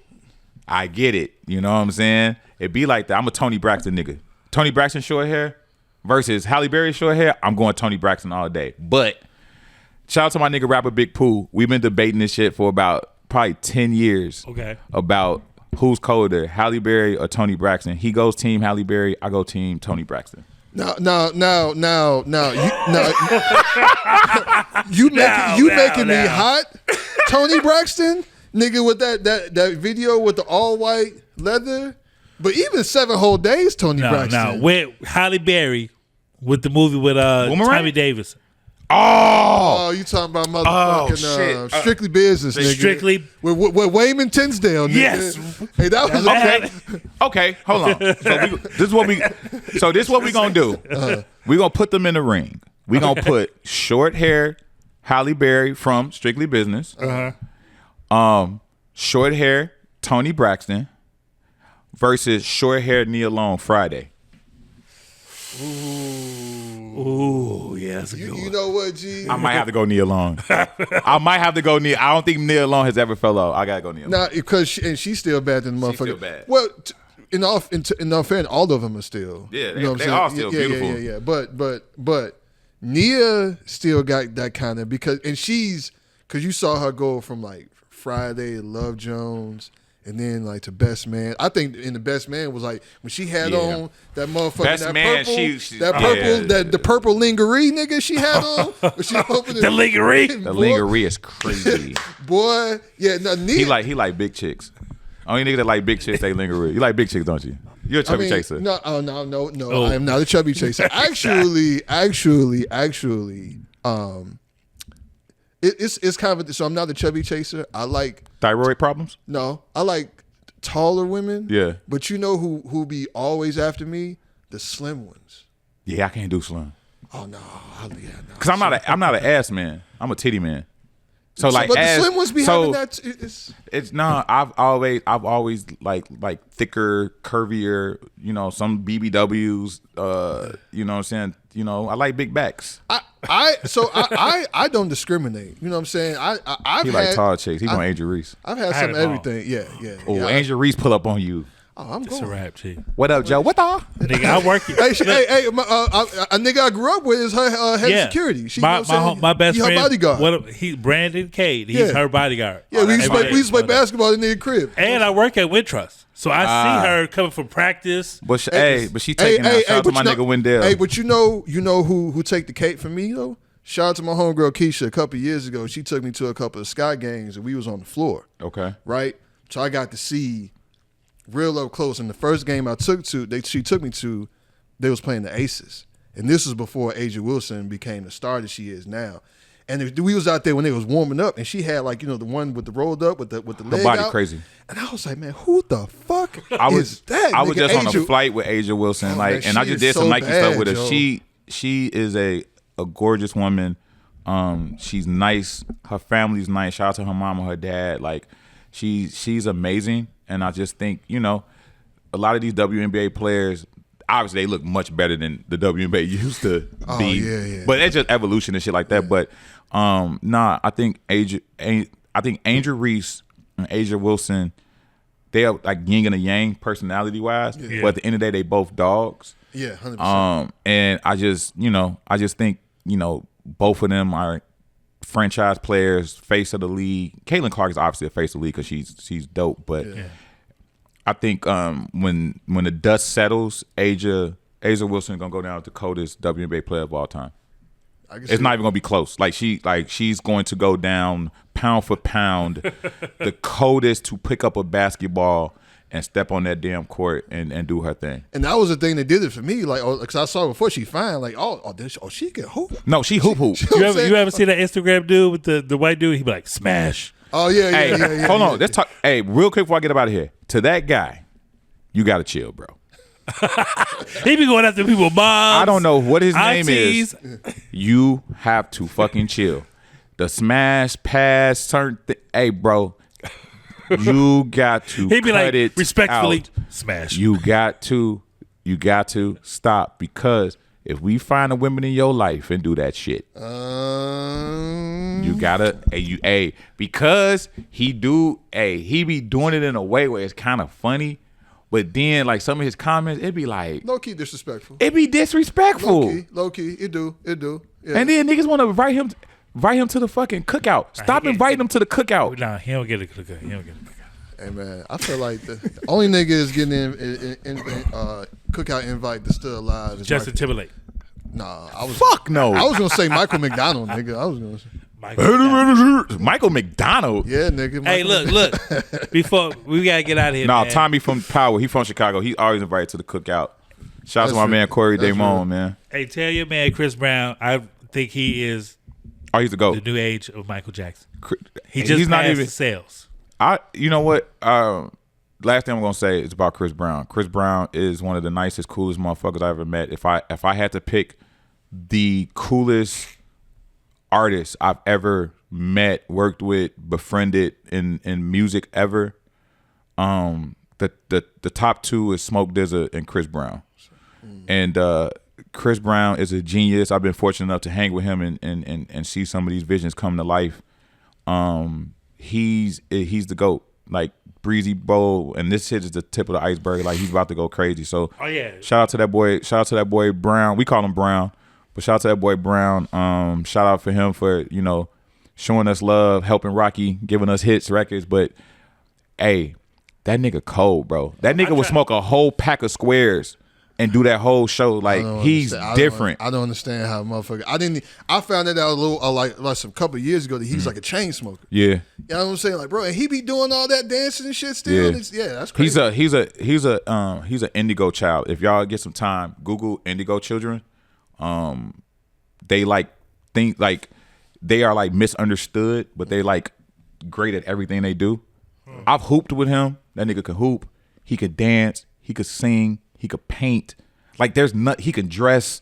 It ain't shit that nigga can't do. But he's very like misunderstood and shit like that. But That's why the album was so cold. Indigo. yeah, like he's super cold. But like this next shit he do, Chris Brown he's about to do some shit where niggas not even gonna compare him to Michael Jackson. It's just gonna be the Chris Brown show, and that nigga cold. Bring him to the Super Bowl.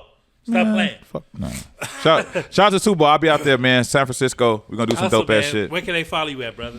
Find me on Instagram and everything. Hustle Simmons, HUSTLESIMMONS. But yeah, man, follow me. Follow the agency 3_2. We doing some cool things. Shout out to Nike, Jordon Brand, all of our partners and clients and stuff like that. And shout out to every rapper, artist, person that came to any event, anybody that ever supported anything of me, man. Thank y'all. Because of y'all, I wear Tom Ford underwear, and I cycle, and I live the life of a old rich black man. This nigga say I wear Tom Ford underwear. Yes. You see these wrists? David Youngman. But nah, thank y'all, man. But I'm telling y'all, I'm putting it right now. Guess 101. I have to be 101. We gotta do a follow-up. Nothing but a word. Word is bond. We gotta do a follow-up. And we can't do it here. We gotta pick a location. Oh, no. It gotta be some crazy shit. Oh yeah, we was just we had to go to the Waldorf to do John. You know what I'm saying? Yeah, we'll go anywhere. yeah. And he was sitting there like this. Yeah, dude, John hit me at damn near 1:30 a.m. Yeah. Like Waldorf Astoria. He's this weekend. I was like, he definitely the most random hit you up. But when he hit you up about something, it's usually gonna be some crazy shit that you can't miss. So, we was like, you say wherever you're gonna be, whatever time. All right, we there. We in and last tidbit: if any of you niggas are smart, right, y'all would make a fake company, not even a fake company, make a LLC, and I want to see somebody go put some money on R. Kelly books and have R. Kelly write some hit records for y'all. Why had nobody done that? That nigga sitting in jail ain't doing shit. Make a LLC, say, yo, Kels, write me a hit. I'm going to put some of the money in this motherfucker escrow. So when you get out in motherfucking 20, motherfucking 100, you know what I'm saying? Like, because you know he in there cooking. He cooking. He cooking. Yeah. He can't write it, but it's up there, though. He's cooking. Yeah. He's cooking. He come out, he's going to have like 6 albums. He's going to be the first artist to drop a 6 album. Oh, you thought Trapped in the Closet was something, nigga. He gonna, you know what I'm saying? It's going to be an epic, nigga. Part 37. Nobody can fuck with R. Kelly. I don't give a fuck who you are. No. There's, and regardless of what, all the other shit aside, musically. And he made pissing a cool thing now because motherfuckers love that shit nowadays. I want to pee on you. Trip. Hey, Real, what can they follow you at, man? Oh, shit, Real just follow me, man. Hustle 914. Simmons, bro. Now I got to motherfucking look that shit up now. I got to go watch Dave Chappelle. Trip. Real the Producer 914 on IG. And 914 Media Group also on IG. And y'all was easily offended by this conversation, but fuck it. It's 101. okay. We coming back. Hey, Thank man, y'all. don't forget, check out don'tbeeasily.com. Easily Offended Podcast on YouTube. Make sure you like, share, comment. Thank you for Hustle, man. Thank you for coming through, bro. Man, thank y'all for having me, bro. I'm coming back for sure. Appreciate you, man. Y'all already know what it is. You know how we finna enter the night. Y'all have a good day. Peace. No, this was dope. Yeah, man. One